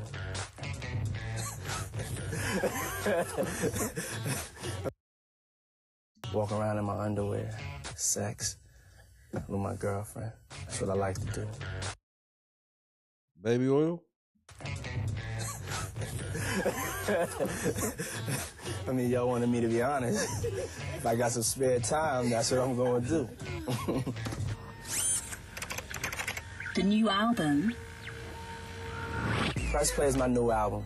It has a loosely based concept about this young cat that just knows he's the baddest cat that ever walked the face of the earth. And of course, that be me. On this project, I wanted to be taken to the next level. So usually I produce all my own stuff, but I wanted to really collaborate with other producers that I respect. Another thing on this album, which is totally different, is I did a lot of writing on this album. I wasn't known for that on my previous albums. You probably didn't write much on this one either. The first single, Come to Me. I was watching Nicole for a minute as a young artist up and coming. I know that she was going to drop a solo project. The second single is called Tell Me. It's a club banger. Just Blaze did it. And I wanted to work with Christina Aguilera for a minute. She has so much range in her voice. Keisha Cole's, which is probably going to be the third single, I took a lot of risks on this album. This is probably the first album that I think I became an artist. I did some singing on the album, and I do the singing duet with Keisha Cole's, and it seems to be one of people's favorite records on the album. You can see it in my eyes. All cried out with nothing to say. Got you. All right. Baby, won't you come and take my pain away? I think that's it. Yeah! I think I'll probably retire from being an artist, you know, one day. You know, I mean, I would say it would be after this album. I feel like this album is saying everything that, you know, I would want to say. My first couple of albums were about drama, No Way Out, the saga. Of course, Christina been to the parties. Continues forever. This one is about love. She was on The Voice. You know, I would want to end it on that note about love, you know. 20-hour day. I think I'm gonna go work out now. I'm gonna run like 6 miles. You know, why stop now? Feels good to be back. Program complete. Sounds like it. Clee, what's happening, cuz? Welcome to YoungHollywood.com. Hey guys, it's Michelle Marie coming to you from the Celebrity Vault in Beverly Hills, where Hennessy presents Cheryl Fox's photo exhibit of the rock and roll of hip hop. I'm here with Diddy and Kim Porter here at this beautiful, beautiful, beautiful opening, I have to say. Such great photos. I mean, really capturing a moment in time. How do you feel about all the work? I feel absolutely great about it, especially being a part of this moment in time. It's just great to display it, and we all know that a picture is worth 1,000 words, and we're just excited to bring everyone else into it and can have that moment as well. Well, of course, this is all about icons, and Diddy, you are super icon. And there's so many photos out there, but the one of you and Jay-Z really stands out to me.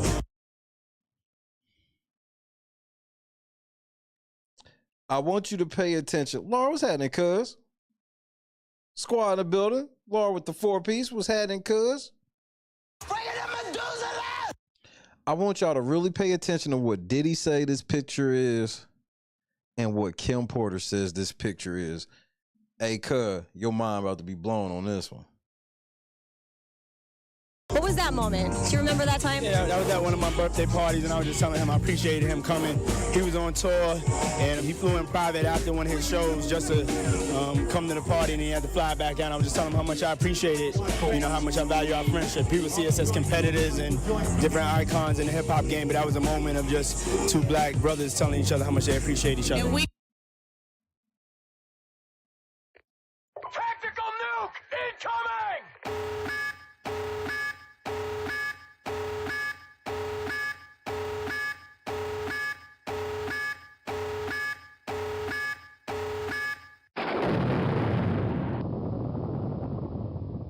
We call that picture a secret society. All we ask is trust. I like that. What was that? Different icons in the hip-hop game, but that was a moment of just two black brothers telling each other how much they appreciate each other. And we call that picture a secret society. All we ask is trust. Nigga.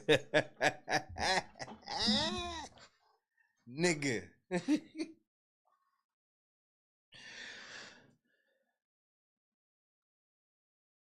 Nigga.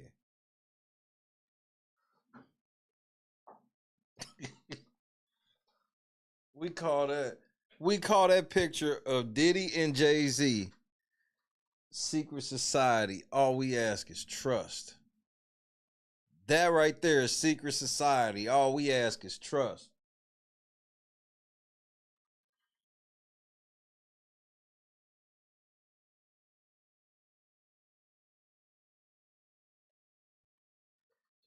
How did Jay-Z mean all them bars he was rapping and then end up being best friends with Puff? I guess that's where I get confused. It is, and different icons in the hip-hop game, but that was a moment of just two black brothers telling each other how much they appreciate each other. And we call that picture a secret society. All we ask is trust. I like that. Yeah, Diddy might have beat the shit out of her for that. I like that. And the thing about all these photos is those are moments in time. Are there any moments that you can remember, Diddy, that are like the most memorable? I would say maybe like two of them in your lifetime because you've had so many experiences. Two separate times was when she was giving birth, and we always made sure that we had video or pictures and just commemorated it. Those are times that you want to cherish, and those are pictures that I always look at and always cherish. We don't have none of them up here. No. Well, before you got here, Christian, Lil Diddy, he calls himself Lil Diddy, he took the mic and he walked around and was talking to everyone. He's like, what picture do you love? What's the favorite one that you have of my dad? And everyone was pointing out. He loved it. He's like, can I have your job? Yeah. No. He's a natural. You gotta watch out for him. Do you know This the kidnappers again, man. Man, stop saying that shit over the phone. Damn. I can't say shit, can I? What the fuck is this kid doing there? I don't give a fuck. This is Diddy's kid. my dad is? Yes, I do. What is your favorite picture of my dad? The one right over there. The picture of his profile. I mean, he's just like, looks just like you. You guys do such a great job raising your kids. What are the most, important Not the cap. things about being good parents, especially having all these paparazzi and the cameras out here? Keeping them grounded, you know what I'm saying? Yeah, always keeping them grounded and always keeping them true to who they are. We're listening to Mike right now. Obviously, this is a really sad time right now, but we're celebrating his life. Your thoughts right now on the situation and the timing of this tragedy? Yeah, I mean, he's just somebody that changed my life. You know what I'm saying? Somebody I'll always love and cherish. I mean, yeah. Shout out to Mike, nigga. Whatever.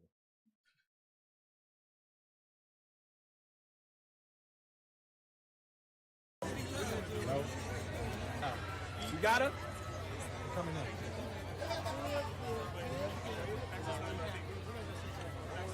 What time is it right now? Okay. 7:51. The doors are about to close. Okay.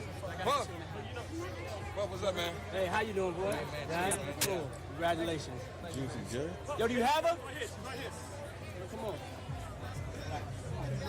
Yeah. Sherry.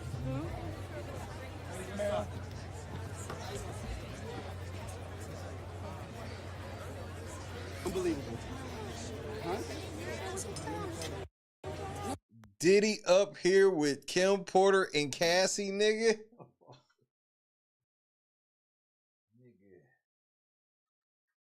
Nigga. This is savagery at its finest.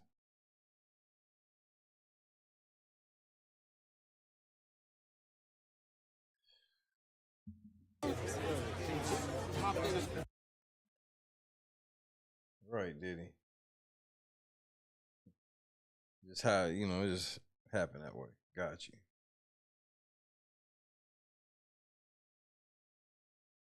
But then I saw him at a fight, and he asked me about the water. I had 3 bottles of the water in my hand. He goes, what is this blue bottle you have? And then I sent him the water, and he responded in the same way that I did, getting the benefits from the water. But his benefits were he was able to cure a hangover and still be able to get up in the morning after drinking a gallon of Ciroc. Definitely. It's the perfect balance to Ciroc. It cures a lot of things. Ciroc at night, water in the morning. Yes. One thing I want to say is that I grew up as a Kool-Aid kid. You never drank water? I never drank water. I just used to... Didn't know what it was? Didn't know what it was. I used to pour like a half a pound of sugar into the Kool-Aid. Besides it having me bouncing off the wall... Diddy's a fucking lie. When have we ever seen Diddy? Never mind. I used to be a bedwetter, okay?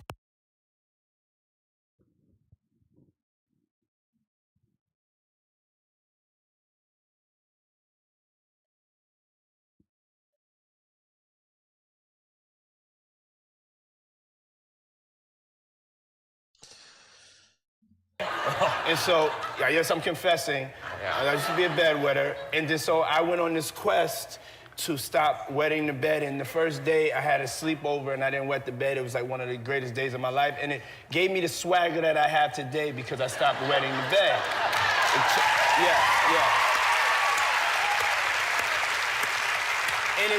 And it's something about sugar that makes you wet the bed. So to all you boys and girls out there, as Muhammad Ali used to tell you to brush your teeth, I'm telling you to drink water, okay? It'll stop you from wetting the bed, and you won't be embarrassed in front of girls at sleepovers. So he just admitted that he be pissing with bitches and sleepovers.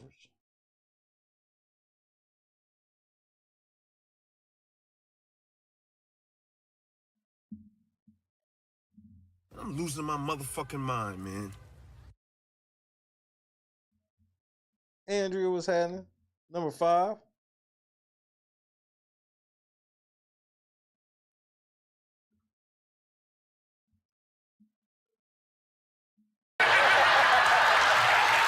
Whoa. Hold on a second, please. I gotta check my.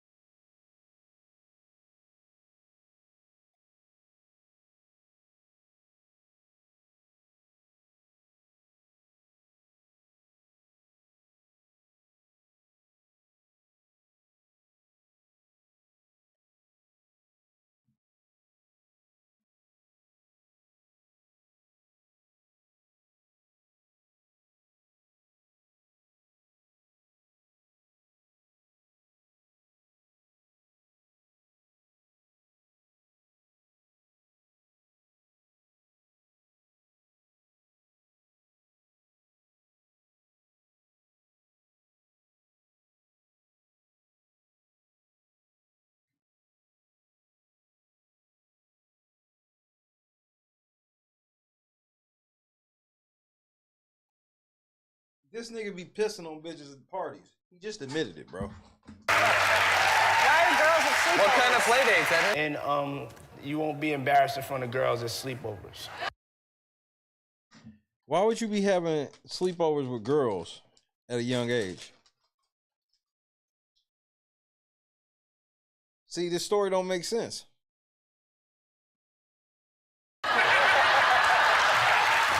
Oh.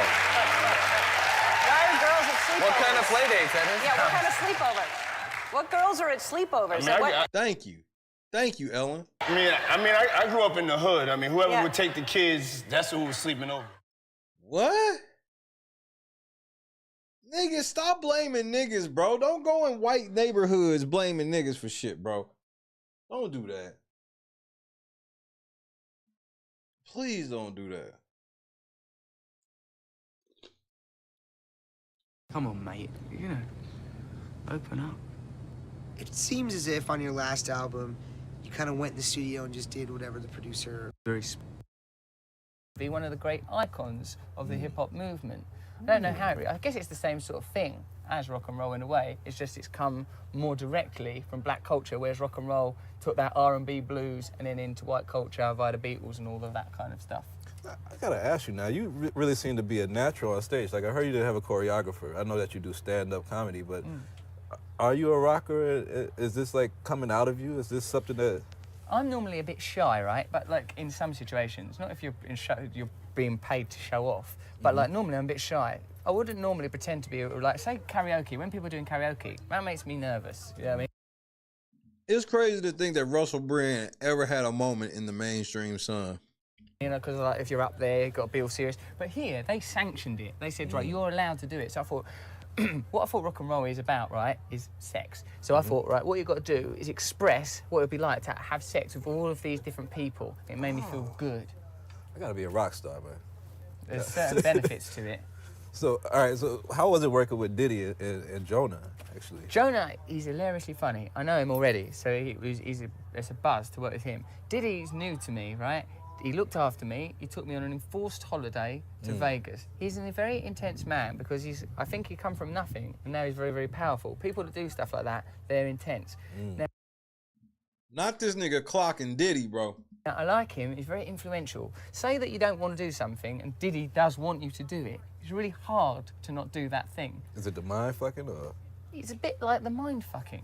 Like, he's very influential. Like, say Diddy went, could you pick me up from the airport? I've got back from holiday, or I'm going away. Would you feed my fish? And really didn't want to feed his fish. Oh, how much fish food you put in? He'd still do it because you think, oh, don't upset him. He's an influential person. I got it. So he's a good laugh, but if you, like, imagine you get very friendly with him, he might ask you for loads of favours, and then you can't say no to him. That's my worry, because I've become friends with him now. What if he starts, oh, pick us up from the airport, feed the fish, can I borrow your vacuum cleaner? It's going to be pressure. Just gonna kind of become his bitch. I don't want to be nobody's bitch. I've worked too hard in life. Not even Talk that shit. Diddy's bitch. Russell Brand is not gonna be Diddy's bitch. Nobody's bitch. But y'all can catch him at Get Him to the Greek June 4th. June the 4th it comes out on. The big screen. It's going to be on enormous screens. You pay about $12, I think, then you can watch it. It's about $12, you can watch it. 20 with popcorn. Yeah, I mean, unless you bring your own, and then you feel a bit cheap. Ooh, bought it in. But then you've got more choice. Thank you, man. How lovely to interview. And again, we avoided ring pain. And I love you, What a great too. interview. Cheers, mate. This nigga's like, yeah, whatever, white boy. Mr. Sean P. Diddy Combs, here we have you again doing something great, this time in the world of acting on screen. I know you just did I know you've done movies before and you did Broadway, but this role seemed to give you just a little bit more just shine and stuff and see your acting chops. What was your feelings taking on this challenge? And is it like a different feel than when you're taking on a challenge for your musical or your fashion objectives? Yeah, I mean, this for me, this was like a breakthrough for me. As an actor, I finally started to feel comfortable. I started to be able to really take what I've learned from Broadway and doing Monsters Ball and being a maid with Vince Vaughn and working with Heath Ledger and Billy Bob Thornton and, you know, all of those different experiences and take them and put them into this role and really settle in and feel comfortable. And, I mean, for me, it was, you know, it was a role that could have just been a cameo, but I wanted to make it more than that. I wanted to make it into a role that people really remembered. Alder Snow wants to do the show. He's interested and available. Really? I want you to go to London and pick him up. Then I want you to take him to New York to the Today Show. Make the announcement about the concert. then bring him back here for the show at the Greek. Are you serious? Don't smile like that. You only get one moment in life. It's not hiding in some cubicle answering some phone. Can you handle it? Yeah, I can handle the moment. I know you have fun with surgery, but I really seen you more. I guess I seen some of you in the role of Alan, because I know that you was an intern, and that you probably was faced with similar challenges where here's your shot. Nah, nigga, let's talk about, have you seen Get Him to the Greek? Press 1 for yes, 2 for no.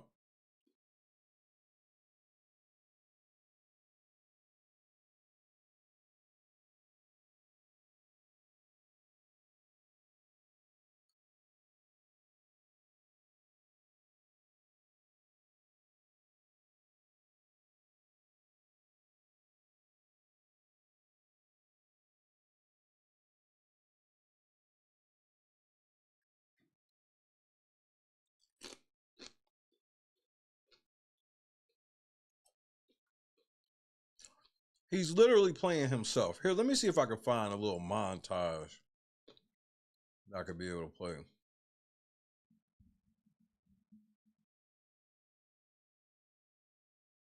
It's gonna fuck you. For those that ain't never seen, it's gonna fuck you up.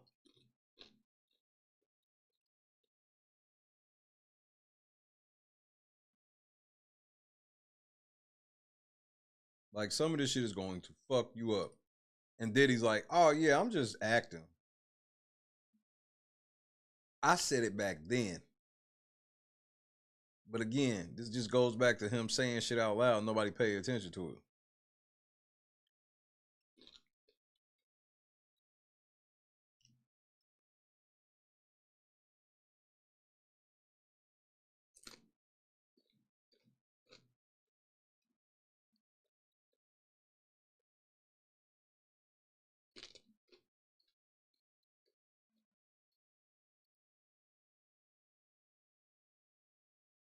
And here we go.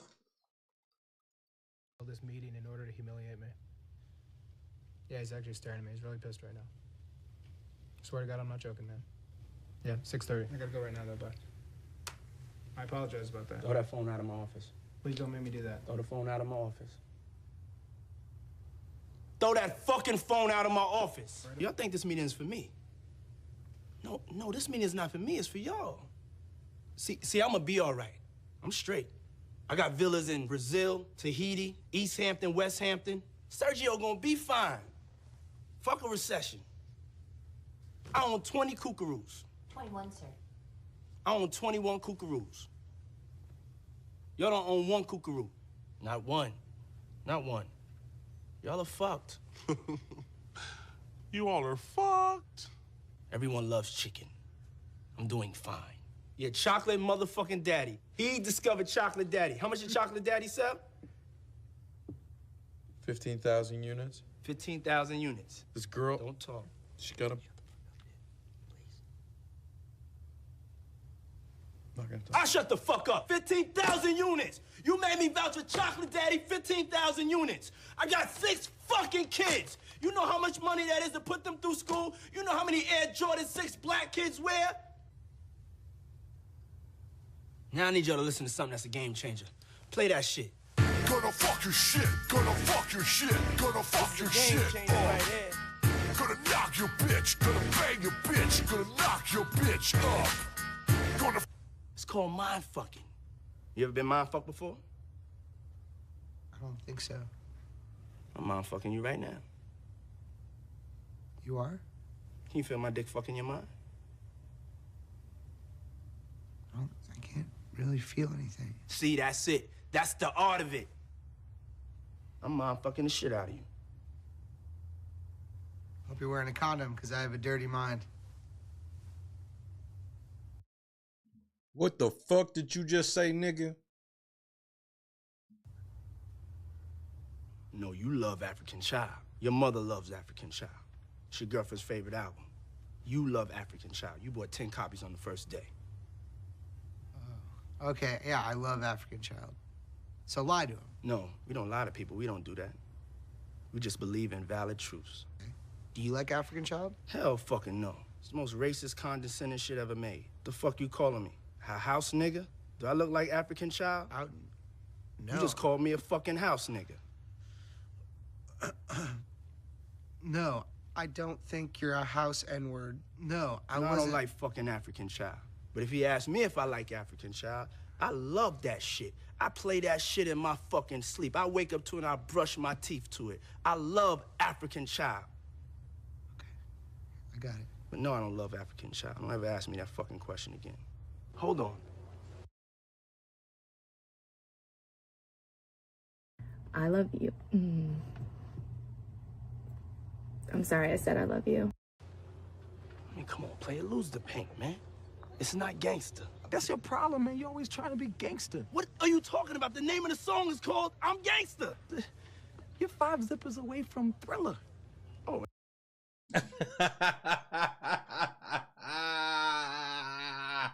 And you're 1 shirt away from Carlton, motherfucker.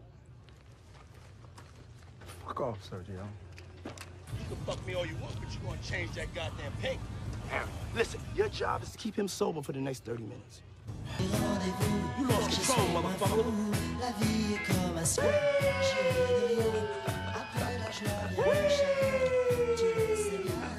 Look, I'm eating my own hair.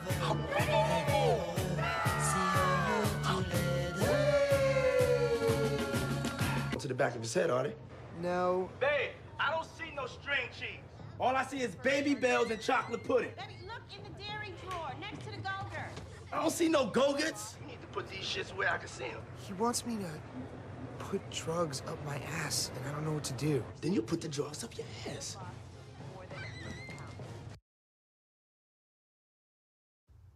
What was that?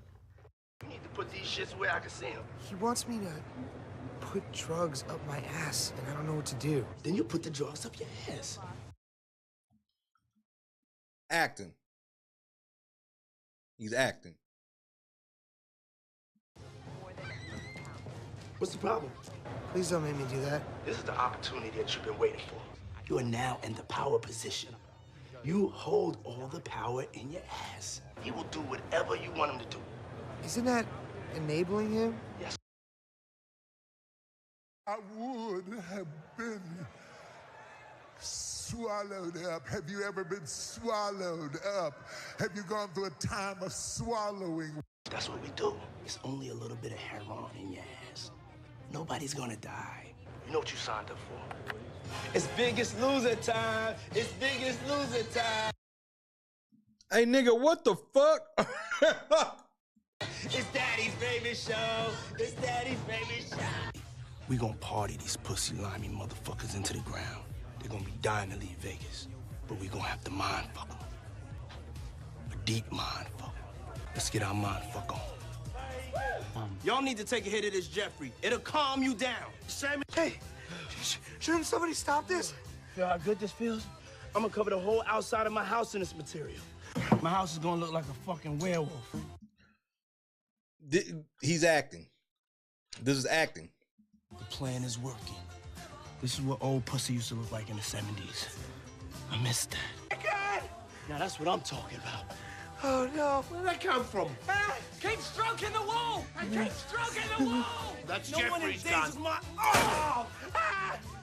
Somebody help me, please! Hey! Ah! See you drink, eh?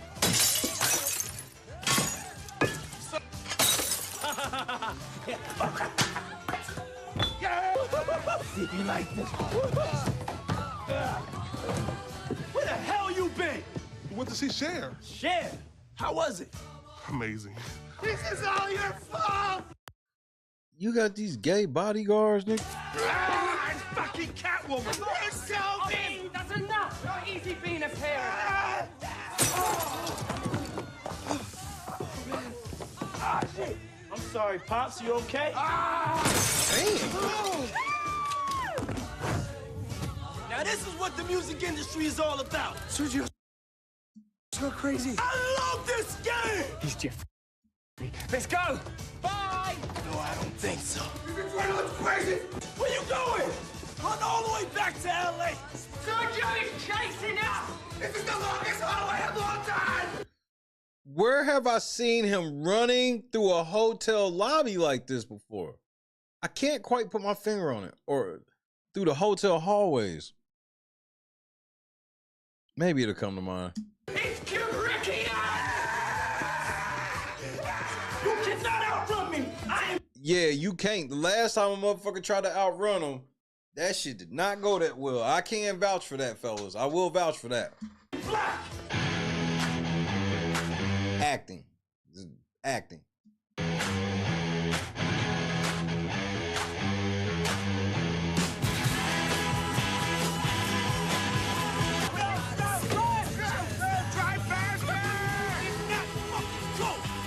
Hey, nigga, Cassie tried this same shit, nigga.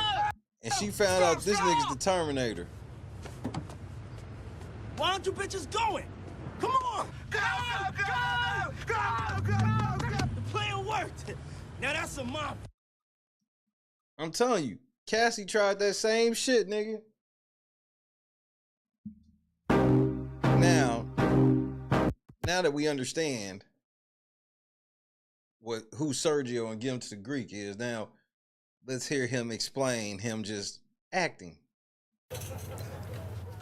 Mr. Sean P. Diddy Combs, here we have you again doing something great, this time in the world of acting on screen. I know you just I know you've done movies before and you did Broadway, but this role seemed to give you just a little bit more just shine and stuff and see your acting chops.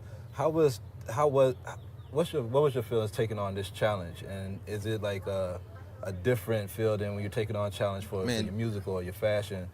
Nigga, Diddy got on a lot of makeup right here. Objectives. Yeah, I mean, this for me, this was like a breakthrough for me. As an actor, I finally started to feel comfortable. I started to be able to really take what I've learned from Broadway and doing Monsters Ball and being a maid with Vince Vaughn and working with Heath Ledger and Billy Bob Thornton and, you know, all of those different experiences and take them and put them into this role and really settle in and feel comfortable. And I mean, for me, it was, you know, it was a role that could have just been a cameo, but I wanted to make it more than that. I wanted to make it into a role that people really remembered. Alder Snow wants to do the show. He's interested and available. Really? I want you to go to London and pick him up. Then I want you to take him to New York to the Today Show. Make the announcement about the concert. Then bring him back here for the show at the Greek. Are you serious? Don't smile like that. You only get one moment in life. It's not hiding in some cubicle answering some phone. Can you handle it? Yeah, I can handle the moment. I know you have fun with Sergio, but I really seen you more. I guess I've seen some of you in the role of Alan, because I know that you was also you was an intern, and that you probably was faced with similar challenges where, here's your shot, can you make it happen? Can you like take us back to a time when that was when it was your challenge and somebody said, look, if you could do this, yeah, it's your way? Yeah, in order for me to get my job, I had a shot like this. And it was contingent on me getting my job. I remember I had to come to LA to sign Christopher Williams. It was this R&B act back in the days. Andre Harrell said, is this the same nigga that was rumored that you made him give you some head for his record deal? I mean, this is what Jag Wright said, at least. You know, if you could go to LA and sign Christopher, nobody could really get him to sign a contract. You know, I'll give you a job. And so I went and I met with Chris, and I went and bought him a Porsche and Porsche. I mean, I think he was trying to mind fuck me, but I don't think he really realized that I also knew the art of mind fucking. And so I got him to sign the contract, and I got the job. That's what's up. That's what. So you just admitted to mind fucking this nigga while letting this nigga think he was mind fucking you? Oh, you a whole ass demon.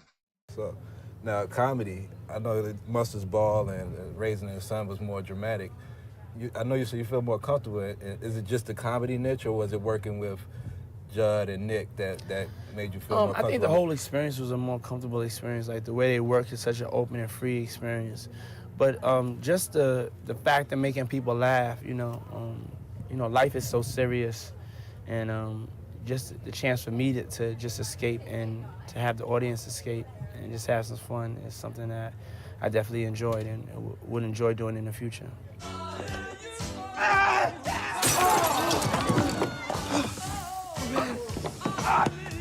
sorry, Pops. You okay?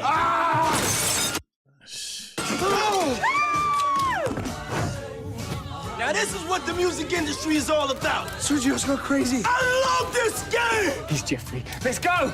Bye! No, I don't think so. Yeah. And look, I'm gonna be honest, Jonah. Cassie is a whole lot lighter on her feet than you. Run so fast in my life! I don't have my luggage! Your luggage will get you new luggage! Where you going? Run all the way back to LA! Sergio is chasing us! This is the longest hallway of all time! It's Kubrickian! You cannot outrun me! I am black! We see Aldous Snow, played by Russell Brand, as this over-the-top rock and roll character, this rock and roll persona. Is there over-the-top hip-hop persona? And if so, who do you think probably represents? Good night, Lisa. Be safe at your appointment. Steady. Over the top hip hop personas. I mean, I think we have a lot of colorful characters, you know, from Kanye to Nicki Minaj to myself to Jay-Z to DMX to Eminem. Yeah, those are colorful. We're full of our colorful characters, you know. Jay-Z ain't never been a colorful character. I want to no shade for a second. So I got a question. When in your career did it change from people maybe doubting you and saying that you couldn't do it to the point where whatever you do, you have to be so, perfect at it or as close to perfect as possible, where people have all these high expectations? When did that change for you? Where? I think it changed when I sold 10 million records, you know. It's just said that casually. That, I guess that's when it changed. I think it came when I sold 10 million records. Sold 10 million records with Life After Death, and then hit the like button, hit the PayPal so we can hit the $20 goal, so we can get this week jump started. With No Way Out, my album sold over 8 million records. That's 18, all of that at one time. Then people just started acting different, so the expectations were higher. Hey, well, y'all expect good things for this guy. Y'all go check out Get Him to the Greek. And you keep on entertaining us, man. We're going to keep on watching, listening, Thank you very much. Thank you very much. Yeah, Diddy will definitely let you interview him again because you was all over that nigga. Speaking of all over that nigga. Jodeci tonight, Mary J. Blige, and Father MC. And all put together by, first this man in the middle here, and then he's passed it on to, I guess, his son. Protege. Yes. Puppy. Yes. Tell me a little bit about this man and why you like working with him. Because, he's not intimidated by you, you know what I'm saying? He knows the importance of leaving a legacy behind. We need more. He knows the importance of leaving a legacy behind. Stop playing, Puff. Adults out there that's going to teach the young, such as myself, and, basically leave a legacy behind, leave something behind, And Andre, tell me a little bit about, if you didn't know, that Andre Harrell over here in the middle, and people been talking about you, I've been reading about you in the New York Times, and I'm sure there's a lot of people out here that hadn't heard from you before, but then saw that article in the Times and said, okay, this young man's doing something. Because, this guy always asks me what's my age. He want to know what everybody's doing, how old they are. Andre, what's happening? Tell me about the new ventures that are going on at MCA. Well, what we did, we just made a vertically integrated deal, which means that we do film, television, and records. And what we are able to do now is take our record stars and cross them into television and film, like a Heavy D. He'll have a television show next year and a film the following year. Andre Harrell, Puff Daddy. See y'all in a minute. They looked extra zesty in that. I ain't gonna hold you. I couldn't quite put my finger on it, but they came across extra zesty. Hey, y'all want to see Diddy look creepy? Tell me Diddy don't look creepy right here.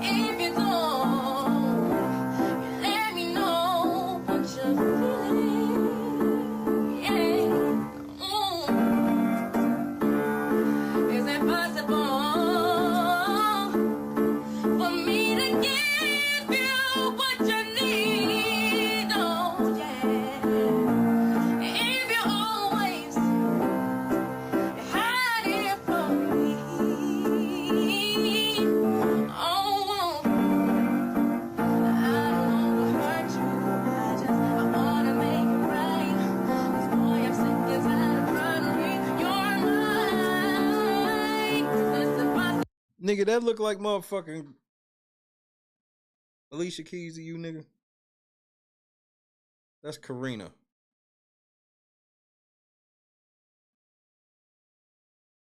Karina.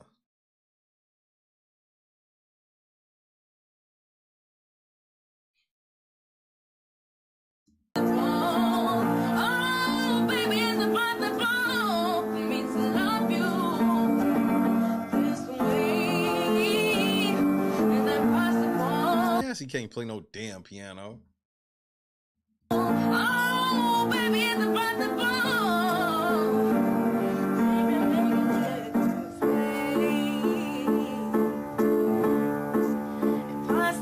to make me say.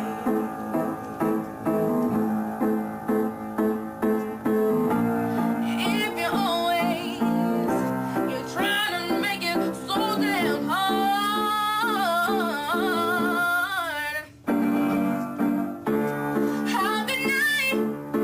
How can I give you all my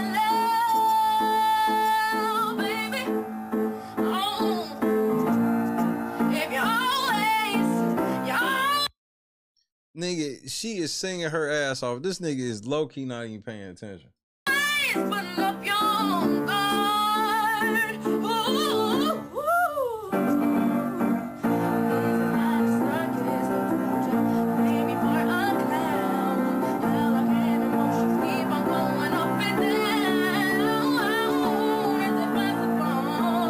Oh, baby, it's impossible for me to love you this way. Is that possible? Oh, baby, it's impossible.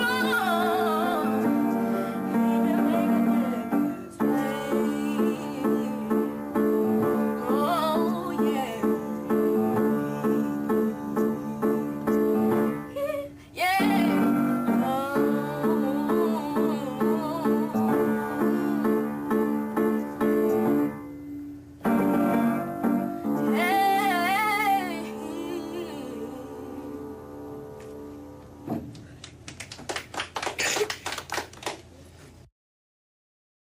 That's it, Diddy.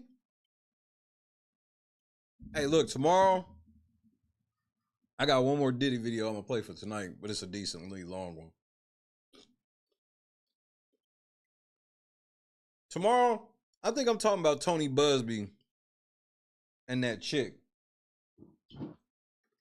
Because look, I don't fuck with Diddy, bro. But if y'all want me to believe that them baby oil bottles is filled with liquid GHB that he is squirting bitches with in the middle of sex sessions so they can just pass out from being high. Have y'all lost y'all fucking mind?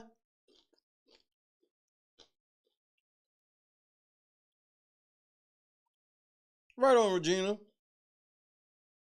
Have y'all lost y'all fucking mind? Diddy's just squirting these bitches with GHB. Y'all niggas will believe anything, bro.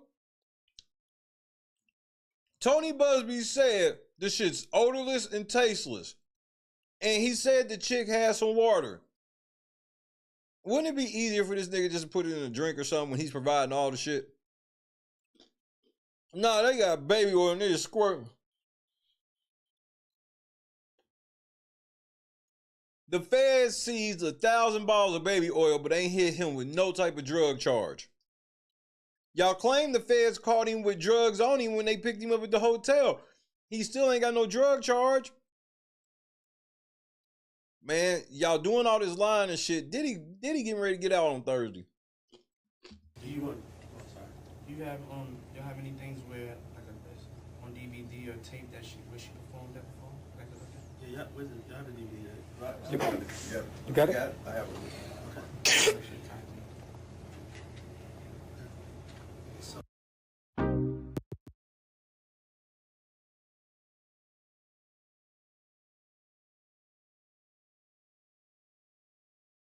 Are you ready? Yo, start.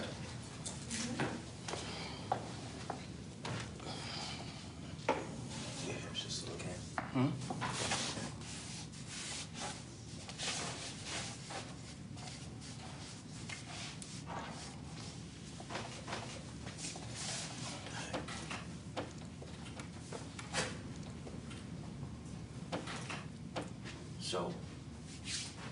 So I want to just talk to you straight about what you want to talk about, okay? About what you don't tell. And I don't think it's just a responsibility on me. I think it's a responsibility on you. I'm not giving nothing up.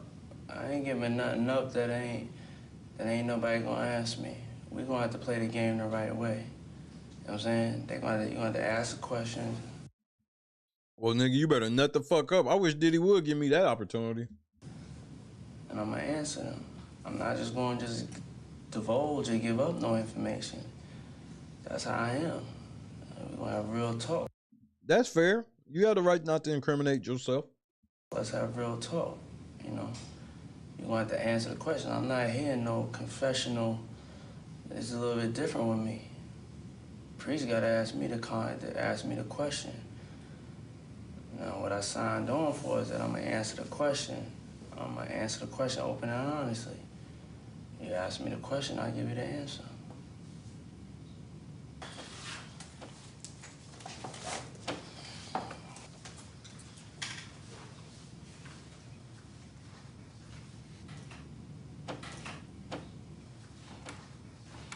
Coming up young, I always realized there was a difference between my mother and grandmother and the way they were like raising me.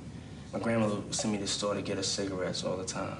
This one time a kid came up to me and said if I didn't give him my money, he would beat me up. So I gave him my money. I came back home without the cigarettes. So my mother had told me if I didn't go back and get the money, I couldn't come home. You know, I left crying. I found a guy that told me he had to give me the money back. And then we had a fight and he kind of beat me up. But I told him, like, I couldn't go home. He beat me up all he wants. I couldn't go home unless I had got the money. That's one thing I remember that was different between my mother and my grandmother. My grandmother would have let me come home, but my mother, she was dead serious. I could have stayed. His mama told, he got robbed, and his mama told him he couldn't come back home unless he had the money. Just wow. Diddy, you telling on yourself. Out there for days. My mother was, I guess, raising me for the real world. See, this is starting to sound like motive. She was always telling me if somebody hit me, make sure I hit them back harder. Make sure they never hit me again. Make sure I fucked them up.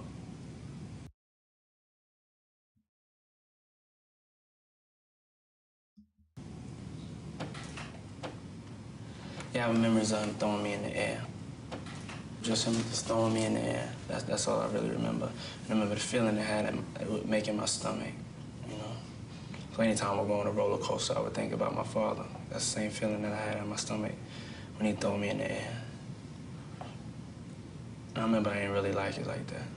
My father's name is Melvin Combs. I said he was a very stylish dresser. The ladies loved him.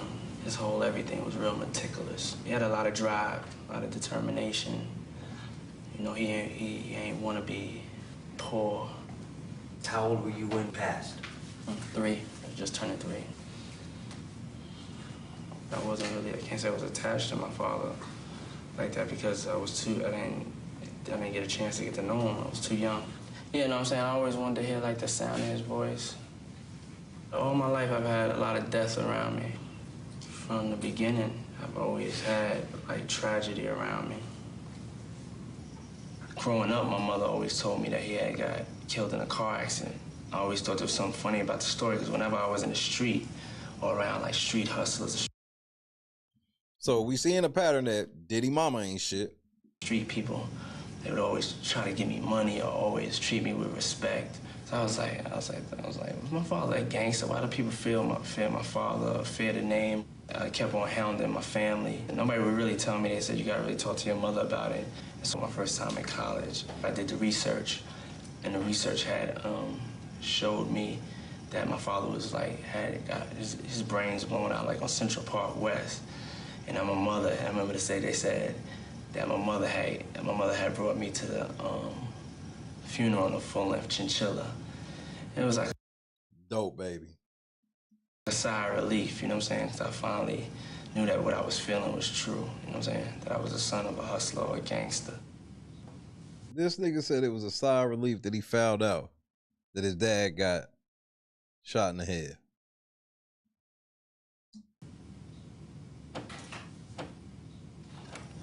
I don't know where this interview actually was at, but this is from 2006. I had sex for the first time when I was 12. I used to watch this thing called Midnight Blue. It's like this porno channel here in New York. So the first time I had sex, I wasn't scared. I remember it felt so. Oh my goodness, bro. Oh, he's self-snitching in this. Top to bottom. So good to me. He said, bro, all of the red flags. Daddy gone, mama trifling, porno channel. Nigga, stop playing. Watch this thing called Midnight Blue. It's like this porno channel here in New York. So the first time I had sex, I wasn't scared. I remember That's wild. it felt so good to me. Like other people say they were scared, it felt so good to me. And I really was impressed by the way I was stroking this young lady. And I remember she had the best pussy in the world, even to this day. Yo, the devil's in full effect. Yeah. I really was impressed by the way I was stroking this young lady. And I remember she had the best pussy in the world, even to this day. You know what I'm saying?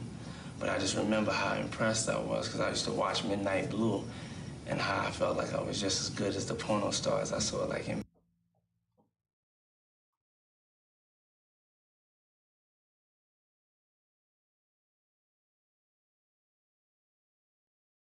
Midnight Blue. You know, when I was in college, I had fell in love with this girl. She went back to San Francisco. Me and her were keeping up a long-term relationship. And one day I called, and this guy answered the phone. And I was like, who's this? And she was like, it's her new boyfriend. That's how I found out that she had a new boyfriend. And I just remember walking in the park, and I was just crying and so hurt up. It cut me loose. And so that's when And that's when you knew you was gonna have the upper hand on every bitch from that point on. Nigga, you sound like a nigga at this is the nigga explaining why he did all the shit for the first 55 minutes of SVU. I guess I started becoming a player. Like a guy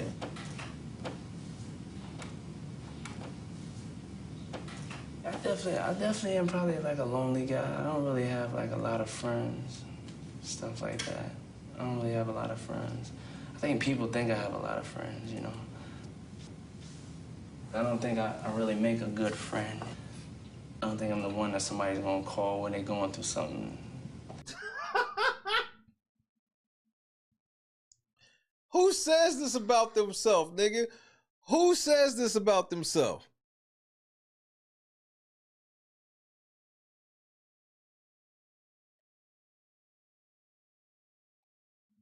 I have a lot of friends, you know. I don't think I really make a good friend. I don't guess think I'm not. the one that somebody's gonna call when they're going through something. I think I'm gonna have the patience to sit down and really slow down. I don't think I'm gonna have the patience to sit down and slow down. Hey Diddy, can I talk to you? I have a problem. No, you can't. To give them the attention that they need, you know. Sometimes I don't know how to be a person, What?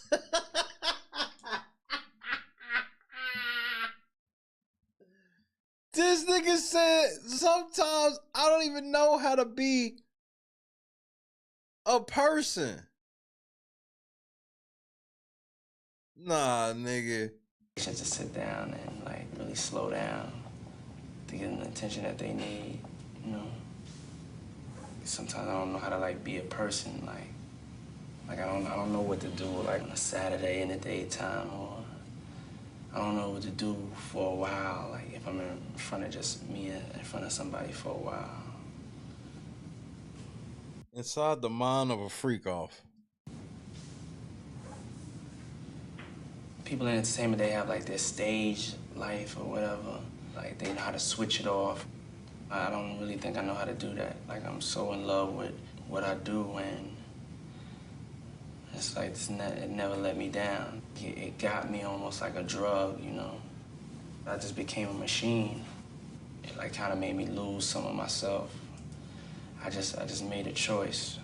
Personal life, family, and relationships and stuff, or music. And I just chose music.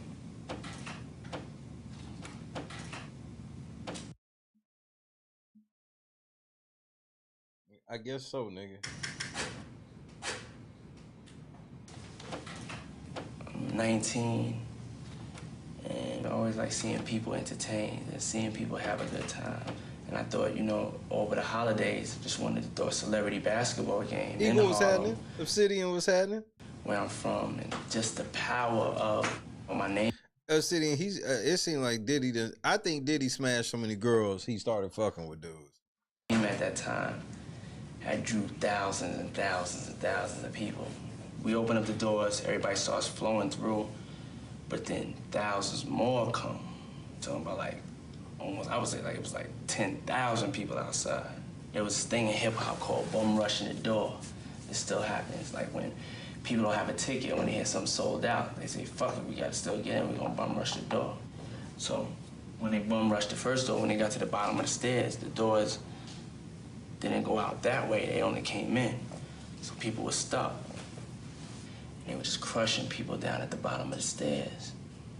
Saying, you see people just laid out. Like, I'm talking about kids completely limp, laid out. I start seeing somebody over on the right, they start crying and screaming. Somebody left crying and screaming. My like heart drops. It's a scream and a crying I never even heard before. People are like, he's not breathing. I think he's dead, I think he's dead. It just snowballs, and then just one right after another. It's like instantaneously, the energy change. Shit, sound like Travis Scott concert. Changed to just panic. Paramedics were in there, police, nobody, everybody was just scared to come in there, because it was just like, oh shit, how did it just happen so quick? And how are people gonna explain it? Just a bunch of young kids in there, we're young and we try. Oh, is this the party you threw where them 9 kids died? Trying to like give people mouth to mouth and giving people mouth to mouth. And I'm like feeling people die in my mouth. Like people get their last breath as I'm giving them mouth to mouth. Feeling them die in my mouth. Everybody was so scared, everybody had left. And I was just there, me, and I was just standing over these 9 bodies, and they were just there, like all sprawled out, nothing on top, because everybody got so scared. Some could scare you so much that it's too much for even people to be around. It was just like definitely like the worst day of my life. And definitely thought about killing myself. Stop the fucking cap, Diddy.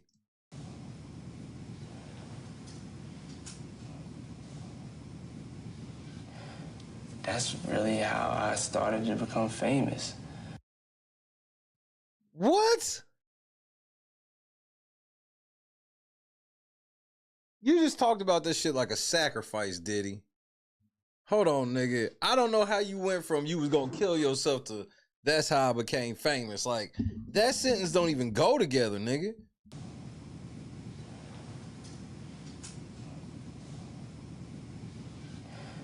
That's really how I started to become famous. It was just like definitely like the worst day of my life. And definitely thought about killing myself.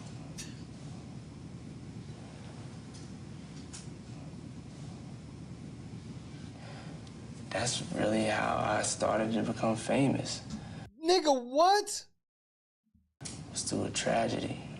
I remember one time somebody said, like, you're a tragic hero. And I said, what does that mean? And they were like, in Shakespeare, he always has a tragic hero. And I was just like, that's fucked up that you're calling me the tragic hero. If I was going through something with a girl, like Biggie would be the one I would talk to, or I was having a problem personally, or... Man, I bet you and Biggie wasn't even friends like that, nigga. There is no fucking proof of you and Biggie ever hanging out like that. All we know is you started Bad Boy, and then all of a sudden Biggie showed up, and then you put that nigga on. How you be telling these stories where it was like you and Biggie was like the best of friends? Where's the proof of this? I just ain't never seen the proof of that. I had any type of insecurities about something. You know how like you have a friend you can confide in. That's the type of person Biggie was. He wasn't really like this gangster rapper. He was just like a person that that he's probably one of the only people I had really trusted, like, for a long time. It's not a feeling that I really felt a lot, like, in my life. You know, when I was around Big, I felt like he really loved me. Like, I felt like if I left the room, he wasn't gonna say nothing bad, or somebody said something bad about me, he would defend that, or if I needed to talk to somebody, like, he would be there with good advice. And that's the crazy thing. It was never like a Puff Daddy, Biggie Smalls relationship. It was just like, we were two, like, young kids that were friends, you know? Stop. I just know when Biggie died, I know he was scared, you know what I'm saying? I know he was scared because I know he ain't want to die. What? So you got Biggie out here sounding like a hoe in death? Wow. Now this nigga, oh, he know Biggie was scared when he died. Nigga, wasn't you in a whole nother vehicle? This nigga, bro. We never really sat down at a party together. We would go in together, he would do his thing, I would run around, we'd meet up at the end of the night. For some reason that night, me and him had sat together the whole night. He was like, I want you. So you just admitted that that wasn't the norm for you and him to sit and hang like that. You just so happened to do it before he died. Got you. You just sit with me tonight. I don't want you running around, I want you to sit with me tonight. Calm your ass down, Puff. You just sit down, you know. I was real hyper, you know. When I heard the shots go off, I knew that he was gonna die. I just knew that it was already. How did you know? Why would you be? I heard the shots fire. Remember, there's multiple other cars on the road. Because he sees this himself. And there's multiple other people in that car. He heard shots and he knew that Big was about to die. He written like that. You know, when I had held him, I just knew that he wasn't gonna be alive. Biggie died because of the result of the energy. I can't say he died because of this person, or he had a beef with Tupac, or Suge Knight, or this one, or that one. It was just the energy of hip-hop is so strong.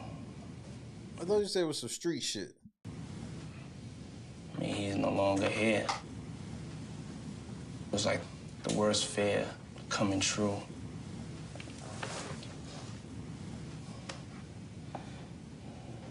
Biggie just wanted to be a rap superstar. He didn't want to hurt nobody.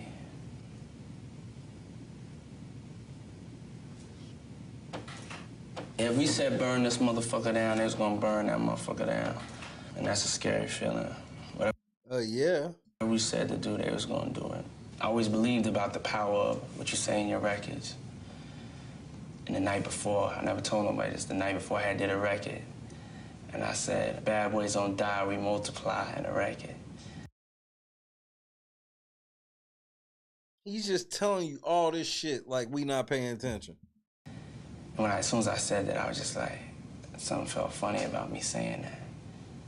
But never even told nobody about that, but I said that in the record. I was just like, something don't feel right about that.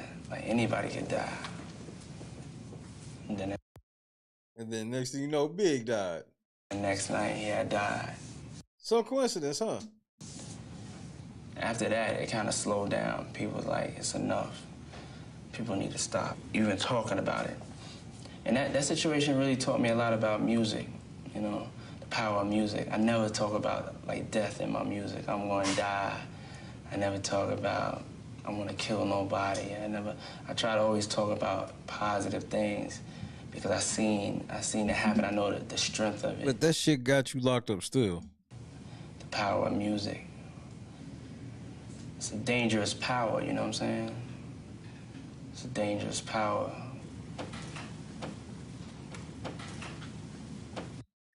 Just wow.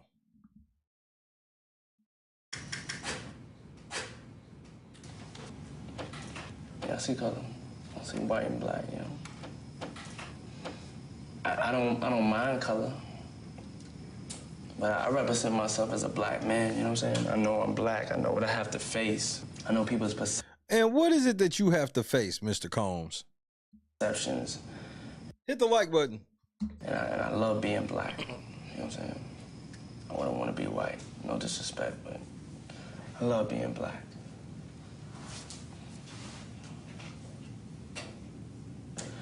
I just love the way I move. I love the way I talk. I love the way I look. I love my heritage, my background, the way I feel, the way I think. I just love being black.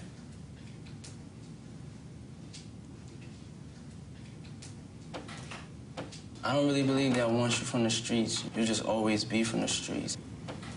I was a dreamer, you know what I'm saying? If I saw diamonds in my dream, if I saw a yacht, I wanted to dream everything was beyond the reality. I knew what, like,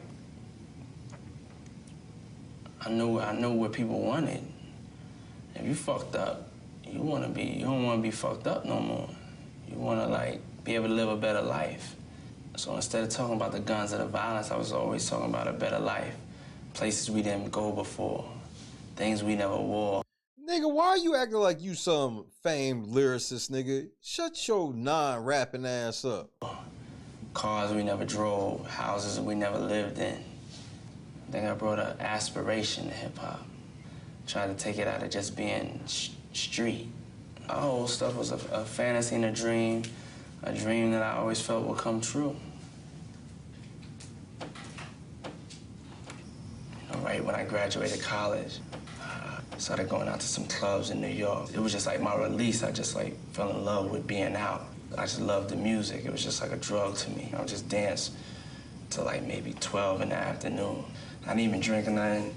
I wasn't even into no girls or nothing like that. I just loved music, but I never even knew you could have a profession by it. I started throwing parties and being an entrepreneur, being a hustler, the next Russell Simmons.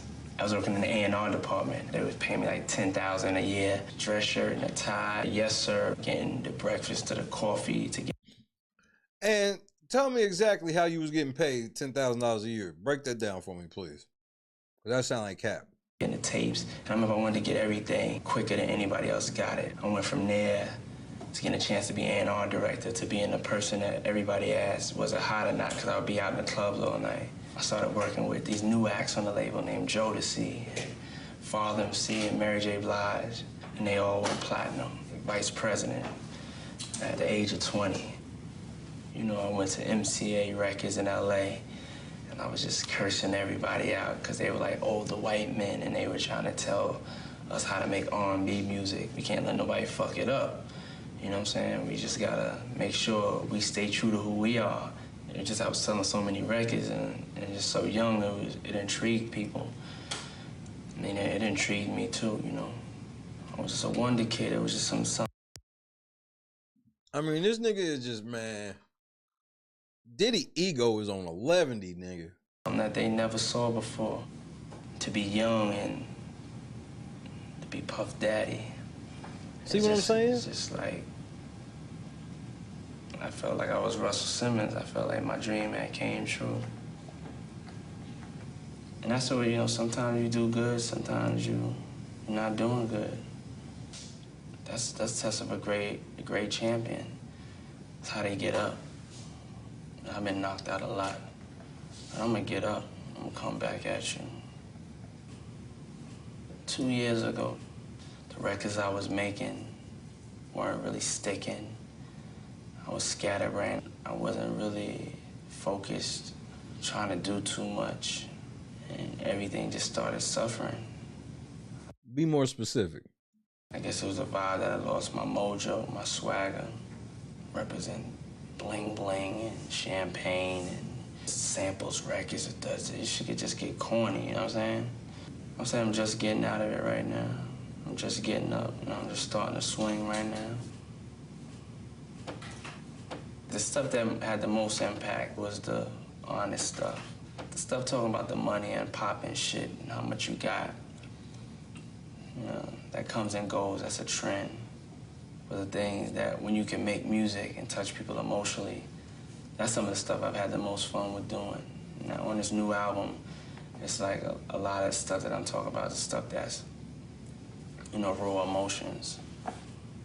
Yeah, I think the point of my new album is definitely when I was telling you about how, like, when I heard music, I love music, and I just danced to it when I was coming up.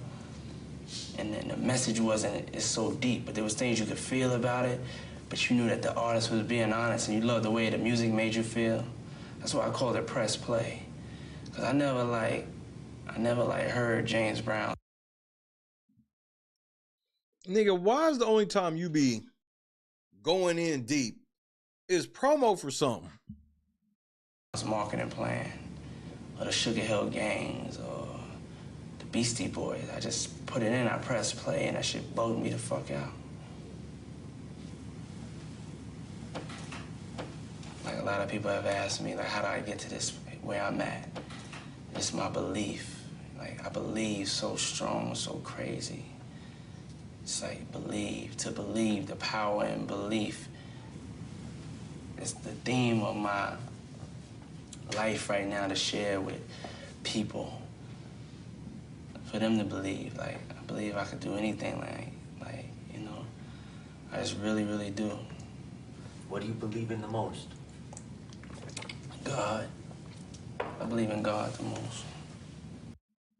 You don't move like it. And after that, myself. Talk about the doubt you've had in yourself. You're human.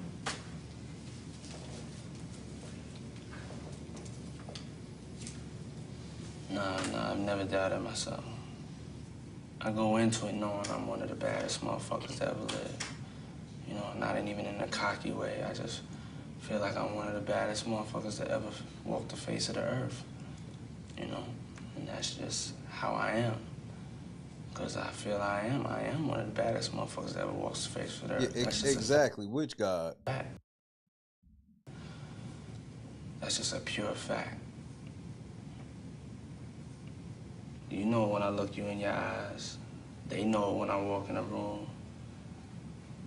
You know, that right there is clear. And it's not really how you start. It's not about a leg. It's about the overall race. And that's one of the reasons why I'm a marathon runner. I ain't no sprinter. I could walk out my door right now and run a marathon right now. And that's what separates you from me.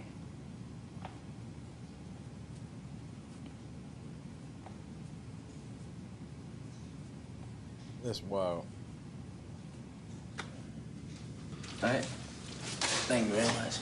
All right. Thank you. All right. God bless. Thank you. Thank you.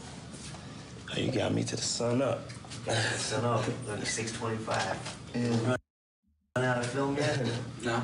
How much film do we have left? A little more than half an hour. A few hours? Huh? All right, man. Hey. I mean,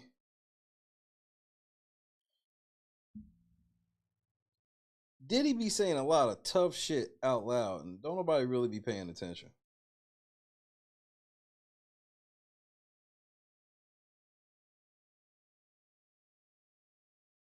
You know, he be saying certain shit, and it's like, and these are all like public interviews. These shits ain't like hidden. And then he be doing these things for promo. Then he be pretending like he opening up, and then you be like, well, what are you selling? Oh yeah, this is coming out. Press play. Oh, make sure you check out the Biggie movie. Make sure you do this. Make sure you.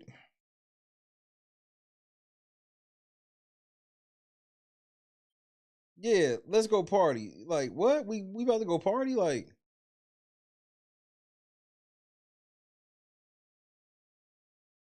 is Diddy? Hold up.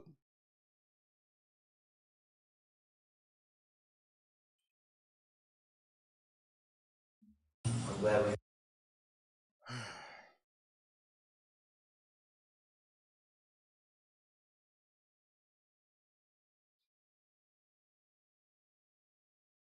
I'm debating whether or not I'm gonna play one more. Diddy got so much shit, it's low key scary.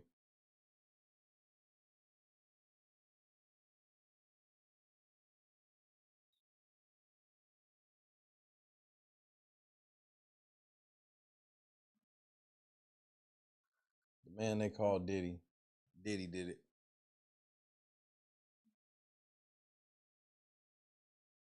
He be telling so much truth and don't nobody be really listening. Then he'll just slide it back and then nobody cares. Yeah, we got like 3 interviews we gotta watch tomorrow. You know what? Let's check to see if there's any update about the new judge. That's what I'll do. I'll check an update before I leave.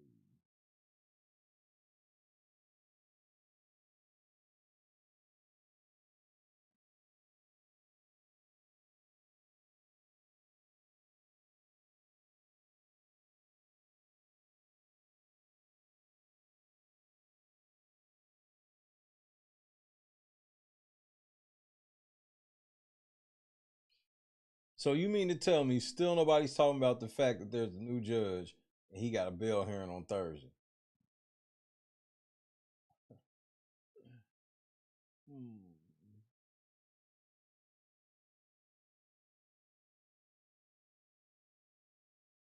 This is cold business.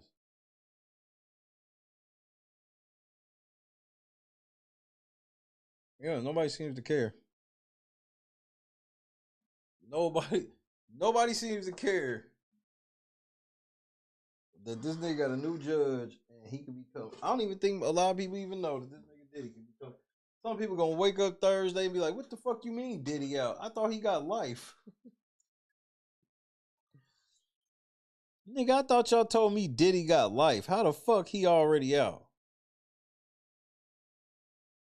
My cousin said he had got like 245 years. Now I see this nigga live on Instagram at the house. Like, what the fuck? For me, coming out of the recession, it was very important for me to get some stability, you know, around my business, around my apparel business. You know, Macy's is, you know, the #1 retailer in the world, and they have been so loyal to me. And it was just a perfect fit for me. And as I was expanding into other businesses, I felt that I wanted to make sure that I had, you know, some grounded security. But everybody's business model is different, whether it's Martha Stewart or whether it's Jessica Simpson or myself. You know, and I've done very well in the apparel business. It was 2002 that you told Busta Rhymes. I don't know if he gonna get ready to get out of it, but I do think he getting ready to go home. I think he gonna, I think he gonna be on house arrest and shit like that. But that's a whole ass dub for him. Remember, he got a house bigger than most people's entire neighborhood. So,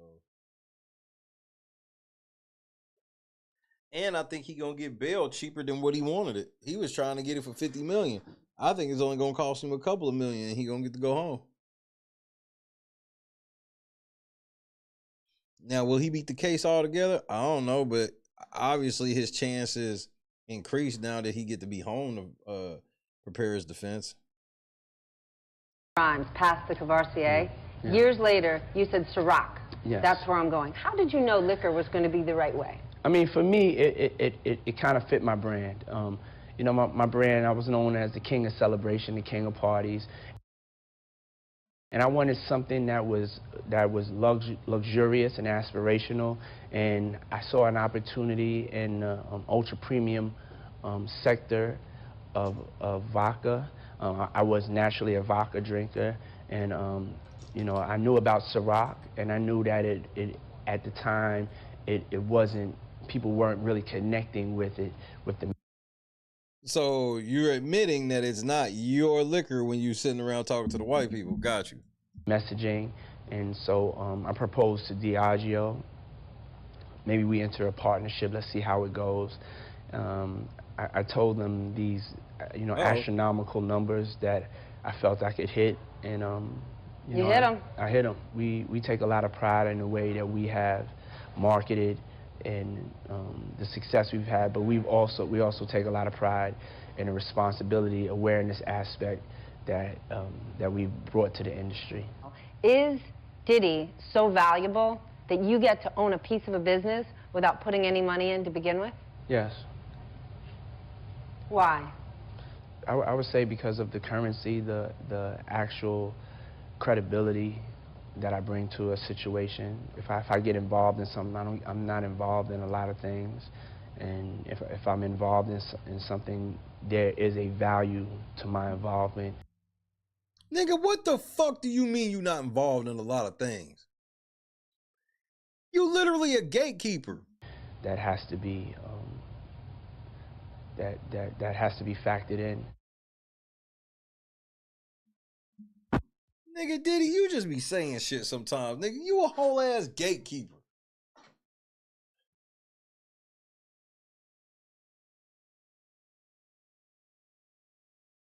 This nigga Diddy wild, bro.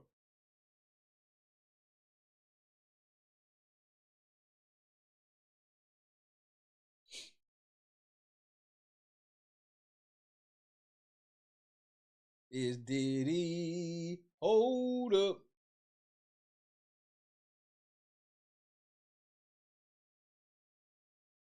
Man, we still ain't even watched this Farnsworth Bentley video about how to work for Diddy. How long I've been on?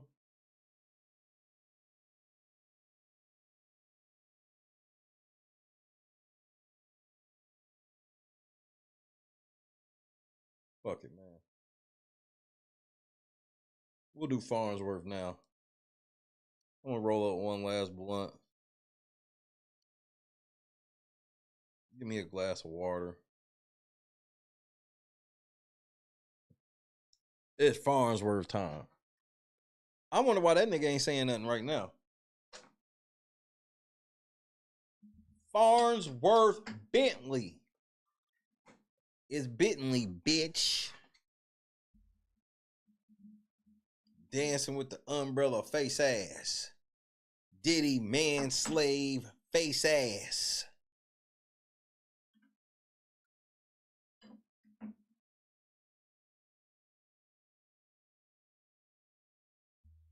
Man, that's what's up, Scott. I appreciate everybody being in the building. Make sure y'all hit the like button. Get off that fuck shit. Shout out to everybody. The video, the upload today has done decent. So, you know, there's always that.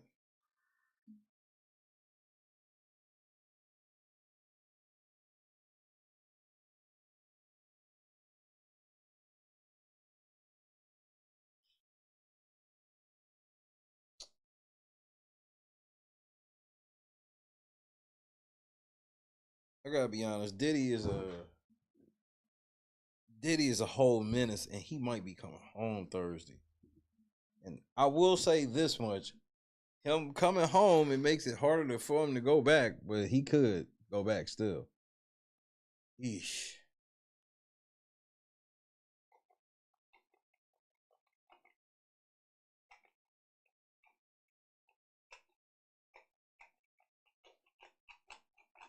Damn, Diddy.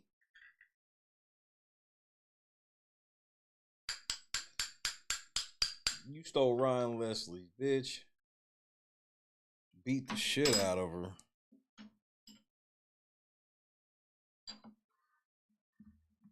Like, why did you do Cassie like that? You know you didn't even have to be with that girl, bro. It's like you clearly like emotionally damaged. I don't even be saying that about people. She was clearly down for you. She was letting you do whatever the fuck you was trying to do to her.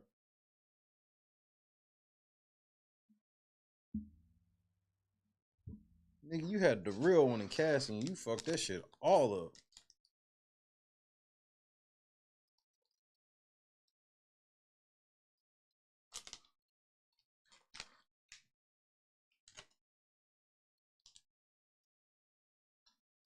I feel like Tony Busby and that other chick is working for Diddy.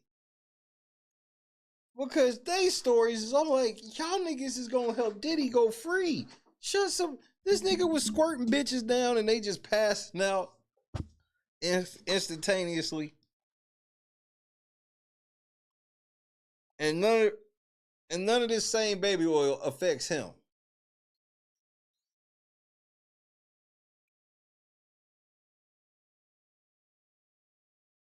Then Tony Busby like, yep, several big name A-list celebrities have already settled. How the fuck we know, nigga? Tony Busby has shown zero proof of anything this nigga has said. We don't look. Everybody's reporting there's 120 victims. We ain't seen one. He got 120 victims, but we ain't seen one. He ain't got time to file their cases yet, but he got time to be doing TMZ and shit. Make it make sense.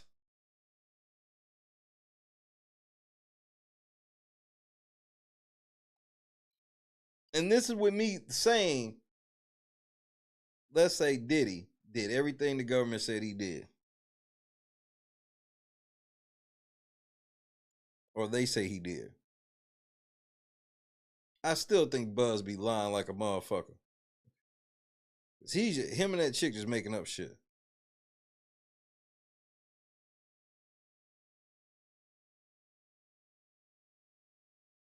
In my opinion. Shay 45 in the morning is Angela Yee. And Farnsworth Bentley is here. So how did you actually end up going to work for him? I was working at Ralph, right? And so I was living in Brooklyn, in Bed-Stuy. A big shout, Ralph, between McDonough and Howard. I live in Bed-Stuy now. Yeah, okay. Yeah, shout to the hood. Brooklyn all day. Yeah, they didn't, they were like, all right, a Southern guy with a suit, you land in the hood. Yeah, not a lot of gents in Bed-Stuy. You're the feds. They thought I was the feds. Well, even better. Right. So I'm there and when I was working, you fold down the store, at 7 o'clock. Either I could go on the train, go back, try to change into something a little more, casual, denim or something. But I miss a lot of that good networking stuff, a lot of that, like right after work stuff. So I would always go out dressed. Mm-hmm. So I really started being, and the only person dressed in any of the little hip hop, any of the events were the Wall Street guys. This is gray suit, navy suit, white shirt, very boring. Right. So when I'm in the chocolate brown 3-piece lavender shirt, foulard tie, with the chocolate brown suedes busting heads, I stood out. And I started to realize, I was like, okay, so New York is kind of weird. You got to act like you the ish before you even done anything. It's all about, people's perceptions of you. It's really weird. And so this was different. This was a different thing coming from Atlanta and just being, just a regular humble guy. So I was like, okay, I get it. And then I started to realize, I know a lot of these guys, but they don't know who I am and they don't know what I do. I could be anything. I'm anybody. A designer or a philosopher. I'm walking around with bow ties. The feds. The feds. Like I'm anything, like you said.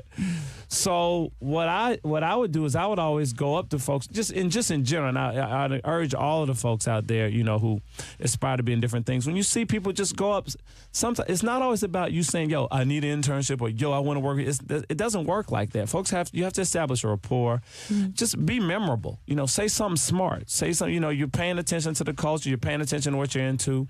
And I would do that. And I started to realize, so I would literally walk up to Puff and, and I'd be like, you want to do this, but you can't do this, and walk off. Whoa. Talk about my clothes.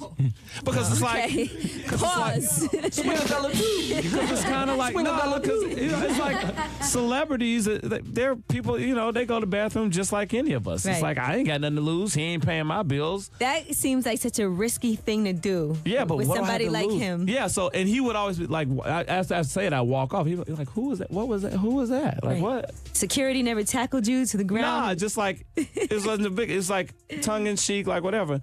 And so it became like almost like an inside joke. Every time I see him, it got to the point where I wouldn't have to say nothing. Say, you're at the party, you looking around, then you see this dude again. That's like, I'm like, how you doing? What's up? No, I'm just pointing like, yeah, that ain't it. Ooh. Like, you know what I'm saying? And so I never forget, I was at it's Blue, is it Blue Ribbon or Blue? Yeah, it was a Blue Ribbon downtown. I was with a friend, a mutual friend of his, this young lady. And this dude who was a shoe designer. And he walks in, and this particular day, I have to admit, like I was dressed like the Black Duke of Windsor. Like I was Murk. M-U-R-K, Murk. This nigga, bro. He sound like a bitch. But go on. Murking, right? Like full out, the watch vibe, And so he walked straight to my table. I stood up, and it was like a little stare down match on some like. Wow. And I won. And then he just pointed the old girl like, yo, get this dude. It was the 2 ways then. Remember the 2 ways? Anybody with me? 2 ways. Yeah. Yes. Motorola P935. Stay with me. He's like, yo, it was, get this dude my 2-way number. Well, I didn't call him the next day because I'm busy. Yeah, what a game. Well, I wasn't busy. But you don't know. Don't nobody know. You don't know. You know. So, long story short, I remember, I was like, I waited. Next thing you know, Club New York happened. I'm like, dang, I done waited too late to hit him on the thing, right? That was a bad time. Really bad time. But I would always send him like Bible verses and stuff like that, and he would always reply back, "Thank you." But he don't know who this is, whatever, But all of us are feeling for him. He's a man on trial for murder. You know what I mean? And so, I never forget. I remember I was leaving at this time. I left Ralph, and I was working at this restaurant as a maitre d', and I left, and I hit him on the two. I was like, "Yo, I'm sure you're really busy, but I really need to talk to you. Who is this?" "It's Derek." "Where are you?" 73rd and 3rd. "Who is this?" "It's Derek Watkins." "Where are you?" It was like, no, around the corner from my house. "Who is this?" And I'm like, okay, now how can I tell him, right, who I am? We have these stare downs in the club, and then we came up to me at Blue Water. Like, what the fuck? At Blue Ribbon. And Right. So then I'm like, and now I understand this as the importance of branding, and I said, "It's Derek Watkins, the suit master," right? So he didn't reply. And, after working for him, Puff, you think he the master everything. Mm-hmm. So next thing you know, I was sitting there in my lobby, and I said, "You know what? I know he knows who this is because he didn't reply. I know I got one more page, and it's a wrap. Like you get blocked, or You want to be a harasser, right? You don't want to be harassed." So I was like, I sat there and I did what I usually do in instances like this: is I talked to my Father in heaven. I said, "All right, God, you got to tell me what to write. I don't know what to do. I don't know what to write." So I sat there, and the good thing about God is when you ask him, if you're patient enough, he'll answer. And he'll be real specific. And I was sitting there and I'm looking like 20 minutes. And just imagine like how long it is to just sit still and look at the page. And next thing you know, I just picked up the page. You remember the guy that traveled from Howard University to intern with Andre Harrell? I'm that guy in 2001. Please don't make me go back to work on Monday at the restaurant. He replied, "Come to 1396 3rd Avenue. I literally started that day training as his assistant. The rest is history." Oh, wow. True story. That is a crazy story. That's a very real story. But, this is over, a couple years of, like, seeing people. You go out, New York is big, but it's you small. run into people, and they don't know you like that, but you know their faces, you around, and, so big shout. Good night, Laura. Shout out to, big homie Diddy, gave me my first opportunity. At least somebody has a good story about working for this guy. All right. Right. 888-SHAY-45 is the number. Call us up. Farnsworth Bentley is here.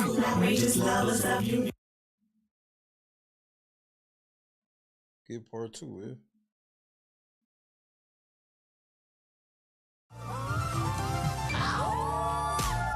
Shay 45 in the morning is Angela Yee. Farnsworth Bentley is I'm here. still here. Thanks for y'all ain't kicked me out. Y'all ain't kicked me out. I'm still. Such a gentleman. Well, we're talking about from G's to Gents. We got, all into your business. Let everybody know how you got to where you are. Yes. Never. And look, my friend was right about you. He said it was never all very, carefully planned out. It wasn't just some. Yeah, but I can't say that, I mean, you knew what you were doing. No, I definitely knew what I was doing. It's kind of like, if the cameras is on him, like I'm gonna go up. A lot of time I would go up and fix his tie. I could care less about his freaking tie, but I know the cameras is there. And then as soon as I wink at the camera and then walk off, and y'all be like, yo, who was that? What is he doing? So I knew what I was doing. Feels like the 48 laws of power. Yes, Simona Khan? So wait, when did Derek become Farnsworth, and whose idea was that? And again, like you gotta understand, like all folks out there with jobs or folks that's hip hop, you get a nickname, all right. It's no big deal. It's not like I was a character. Like people try to say, like, Farnsworth being a character. No, like, my name is Derek Watkins. I started working at a job in hip hop. You get a nickname, just like his name ain't Busta Rhymes. Who gave you the nickname? Tony De Niro. Actually, Puff's boy did, and it's kind of funny. I remember, like, we walking through the second day. After that story where we just left off, the next day, get there in the morning. This is how so the next day I get there to the house at 9:30 in the morning, walking through the house, showing me the closets, the whole thing, and like I'm trying to like draw diagrams, take notes, because I'm like, first of all, I was the most unorganized person in the world at the time. So I'm like, all right, I'm gonna get fired in 2 weeks. So let me just learn as much as I can learn. Right, in these 2 weeks. Right. Let's cram it in. That's what I was thinking. So, walking through the house. No, I never got to meet Laura Sear nor Rude Jude, which would have been cool to meet Rude Jude from watching him on Jenny Jones. I was going through the closet, so like I purposely dressed down this day because I was always dressed up. So I purposely dressed down so that I could like show like, Sean John is in this type of collection. Let me show that I'm like versed. Fit in. I had on like Flash Marc motherfucker. Jacobs denim jacket and a Ralph Lauren purple label raglan sleeve cashmere sweater, a little Casual chic. a little Marc Jacobs sneaker, first season couture sneaker. Anyway, and I had these shades. I had these digress. shades. I had these Oliver Peoples tropical punch frames. Okay. Shades but I had them like stuck in my sweater. You know how you just put it. Take some notes. So we get to Did the you, last. did you return these back to the store after you wore them? Yeah, Oh, where'd you take get all it back this is money one of my from? favorite things.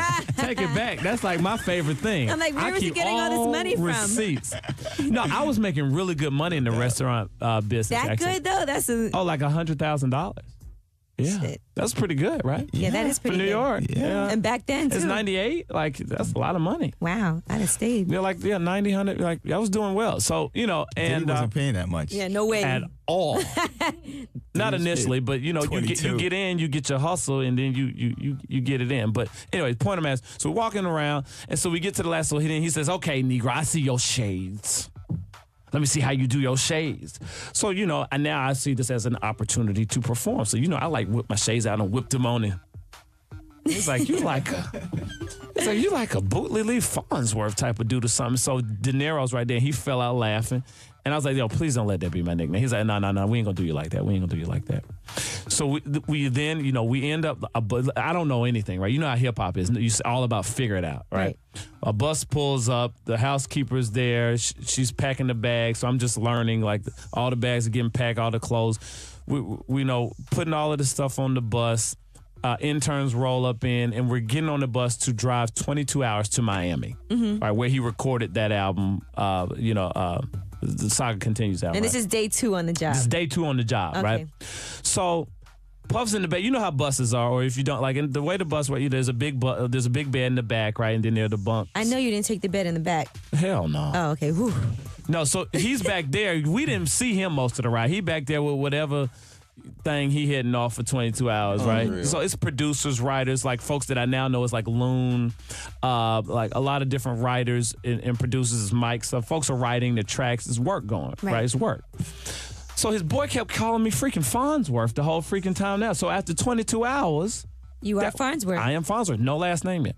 So we were moving around, and he was doing a lot of dinners, and so the whole the restaurant industry is where I had just got finished working. So I was very comfortable here. So I walk in, my face name recognition was like genius at this point, right? Because you got all these people coming in, you send them to the bar, you got to know who's who, and it's a formal spot. So we walk in, and I knew the manager's name. Yeah, let me get 32 again, and so like this was my space, so I could really shine here. So then I remember one day. De Niro was like, yo, he was like, yo, he was like, Bentley. I was like, nah, he want the SUV today because we got such and such and such. He's like, nah, that's your last name. Farnsworth Bentley. I was like, okay, I like the Bentley thing. Farnsworth, but Bentley. The what, nigga? It is. So it's like I was never a character. People the thing is, hip hop had never seen anything like me, really. So it was like. Now there's a lot of. Yeah, the gay manservant looking character, yeah. Hadn't seen that. You around. Well, but I think there's a gentleman's movement. There's definitely a that's gentleman's happening. movement. Barack's in it. Some people are very against it, though. Either you're really for it or really against it. Yeah, but Barack's in it. So, hey.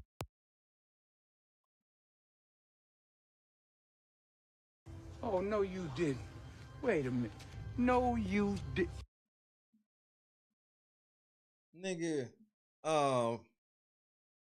whatever, Farnsworth. You got it.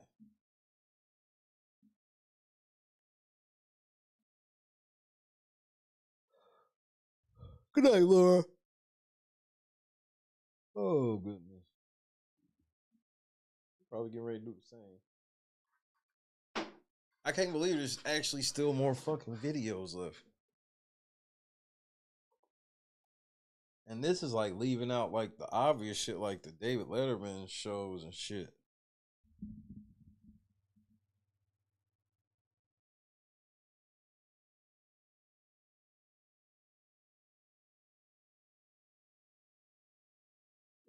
Bro, Farnsworth act like The name is fruity. Farnsworth Bentley, and then you came out looking like a Farnsworth Bentley and dancing and shit in them suits with the umbrellas. Stop, bro.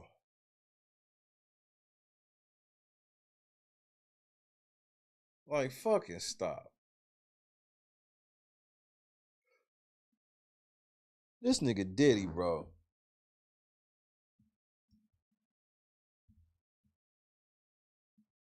This nigga getting ready to come home.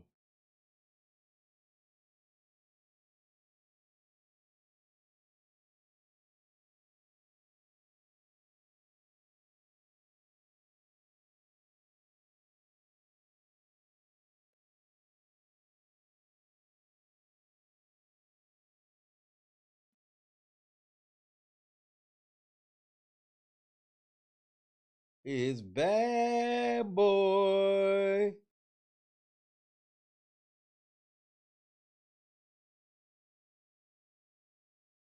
Why was T.I. with Farnsworth Bentley? Well, No. And y'all were not rapping over that beat.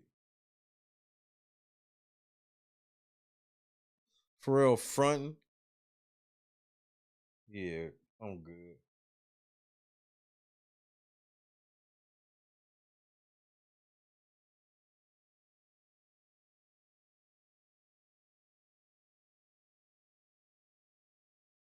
Why ain't that nigga saying nothing? That's what I'm like. It ain't even niggas saying nothing in support. It's like Diddy told everybody, just chill out. I'm coming home. If Diddy come home Thursday, man, that shit's going to be wild.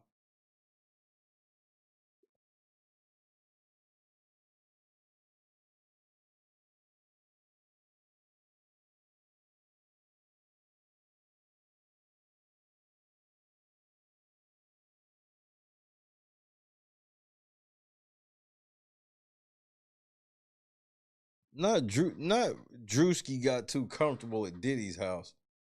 Like, this shit is wild. And it's crazy. Just like these videos, some of these videos just be like 2 years ago. Just 2 years ago, niggas would be bragging about going over Diddy's house, bro.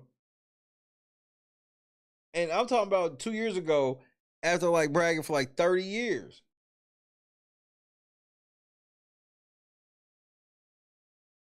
I'm gonna definitely grab some motherfucking Farnsworth Bentley videos for tomorrow.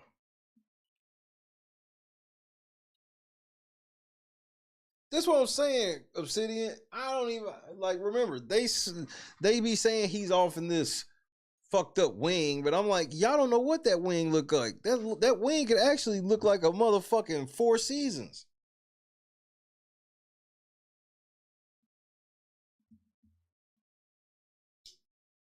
Like, if they got him, if he even really locked up, like his accommodations being all fucked up, yeah, right.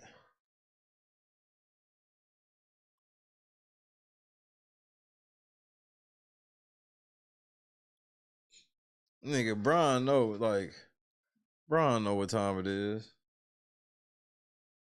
Brian was over that motherfucker butt ass naked, nigga.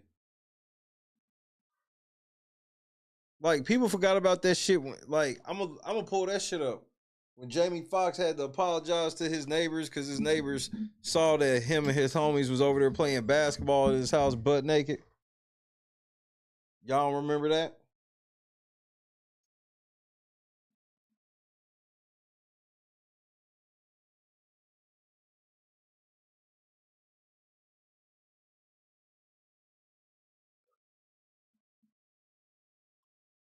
Yeah, LeBron definitely ain't my GOAT. You crazy?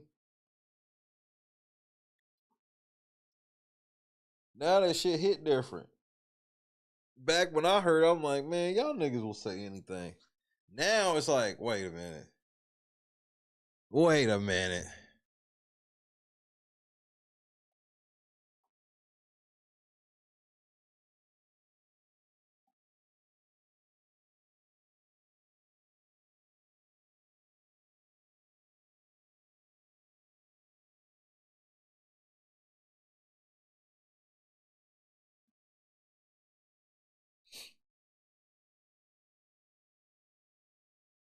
This nigga Diddy just been and like watching some of these archives and shit, I'm like, I see why this nigga got to the point where he's sitting on Drink Champs saying ridiculous. Man, it's been a slow progression with no resistance. It's worse than a spoiled child. Hey, what's up, Diddy? How you doing? Hey, is it true that Cassie's pregnant? Nigga, what? Yeah. Damn, straight to the point, huh? What up, Diddy? Is it true Cassie's pregnant? Hey, Are you looking good, Diddy, man? You getting buff, man. How was Pilates? You gotta take them. So, yeah, just jumping out on a motherfucker like that, please, man. It's just like a mutual respect. Okay. I'm always cool with y'all. Okay, that's cool, man. All right, hey, well, that's cool, man. Yeah, just everybody wanted to know about Cassie. They were happy for her about the pregnancy. Hey, nigga, Diddy about to get the strap. So, all right, man. Well, good seeing you, Diddy, bro. Take care.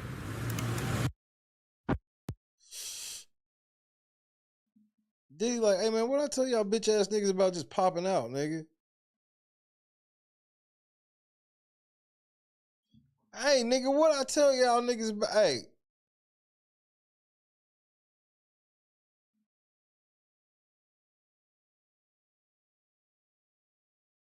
This nigga sitting here built like Rusev, nigga. Like, you better chill out, nigga. Get your ass beat. Man, you know at that weight, he was beating the shit out of Cassie, nigga.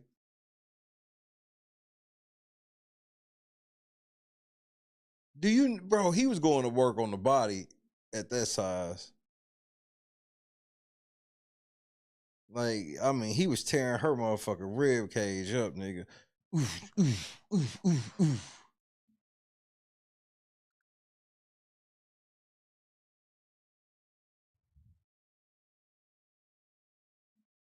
But, I'm just playing. Diddy would never put his hands on a woman.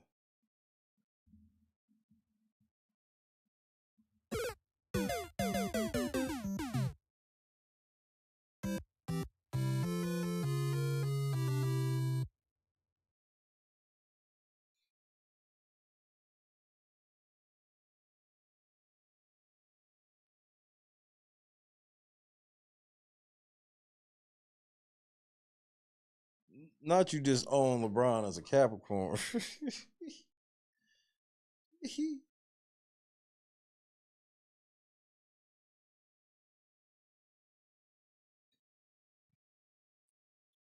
Yeah, I wonder if SNL gonna get a Diddy. I don't know.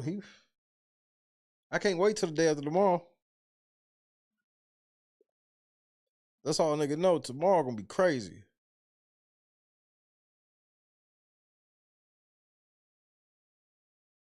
Tomorrow gonna be crazy. Or the day after tomorrow. Well, technically tomorrow.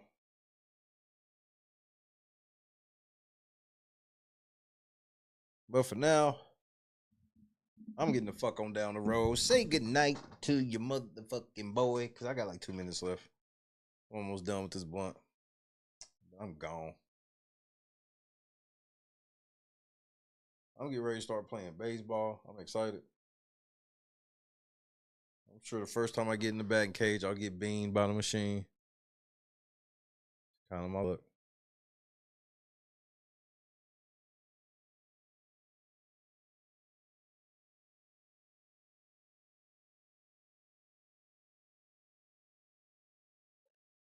Dante, Jen, Scott Johnson, Obsidian,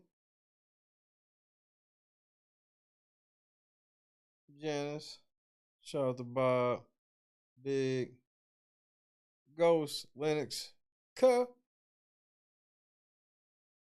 I ain't, bro, Cuh, I'm about to start a whole series. I'm about to start a channel, learning baseball at 40. Regina, trending.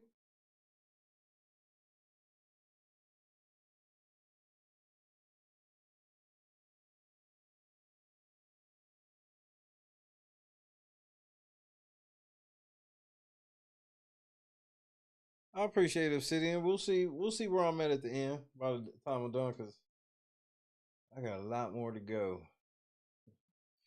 I got a lot more. And the list is ever growing. Allegedly. Obviously, this is all alleged. Joy. Man. I hope y'all had a good taco today. You didn't have a taco today. Shame on you. Diddy, you keep talking about y'all praying to God. I need y'all to clarify what God y'all are praying to. Because I know sometimes y'all demons be slick saying that shit, and we supposed to believe we all talking about the same thing when we ain't. So get on record, nigga. Big. Not Big called out Kendra. Kendra, they on your top. They on your top. Kendra, they on your head.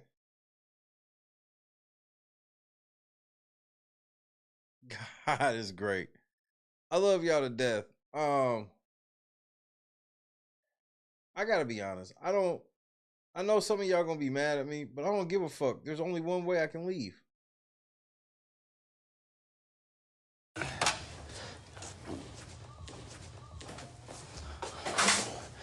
Now, I told y'all I was going to let y'all see everything about me and let y'all in on interesting things that affect me during the day. I know this is my second broadcast to y'all from the bathroom, but have you ever had to take a piss real bad? I know men and women, when you ever take a piss real bad, the feeling of just the release is something that truly can't be explained. She made it just in time for Diddy to piss. It's almost as good as sex. That point where you feel like your bladder is gonna burst, like you feel like you've drunk like maybe a gallon of beer, and then you finally just woo! Oh. I told you see Diddy like you never seen him before. Please feel better, Kendra. Woo!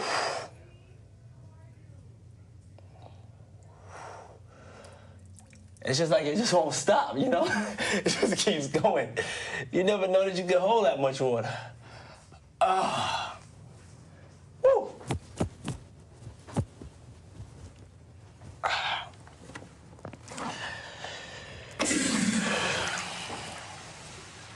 Always wash your hands. See you next time on Diddy TV. I mean, this is some shameful shit.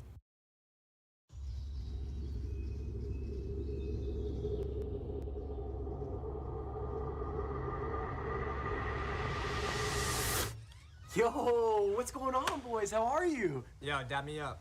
Yeah, all right, damn. What part of the city are you from? Yo, what's up? there, brother. Hey, Yeah. What's up? Yeah. You guys ready for this? Take this.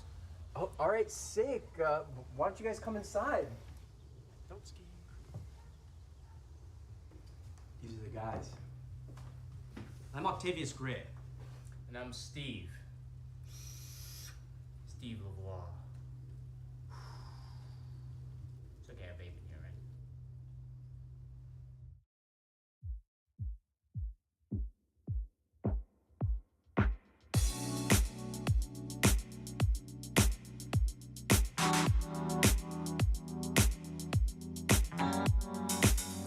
Set the mood right.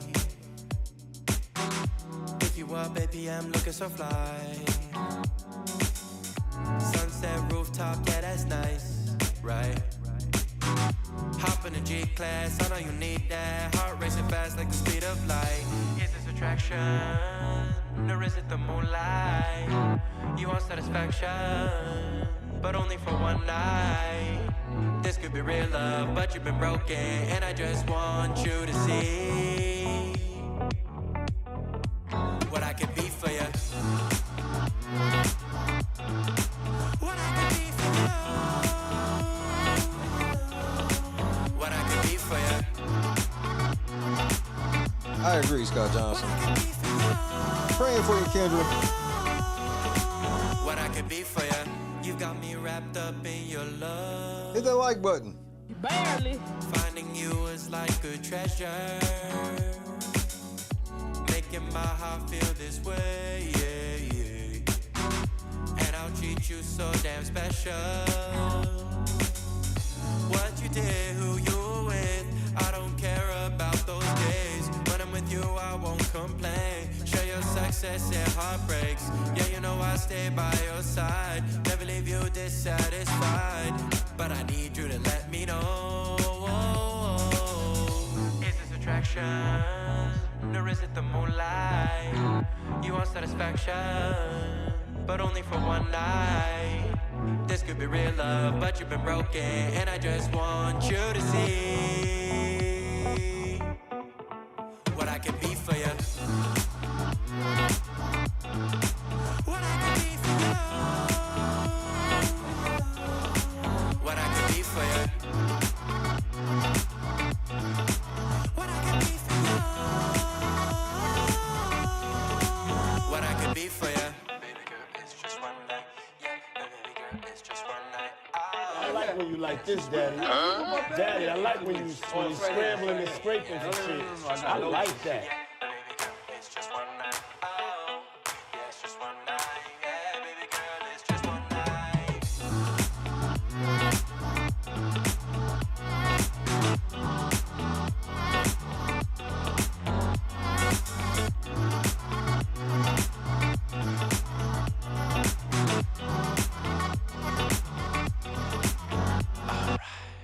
Crushed it.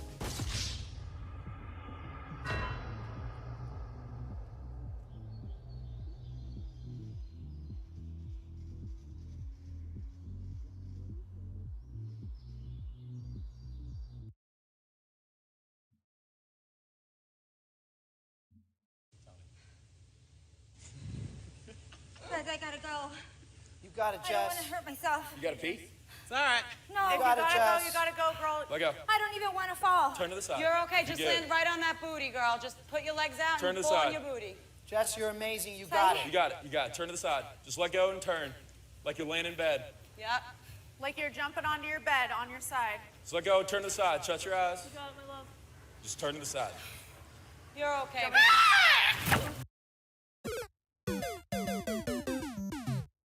Have fun.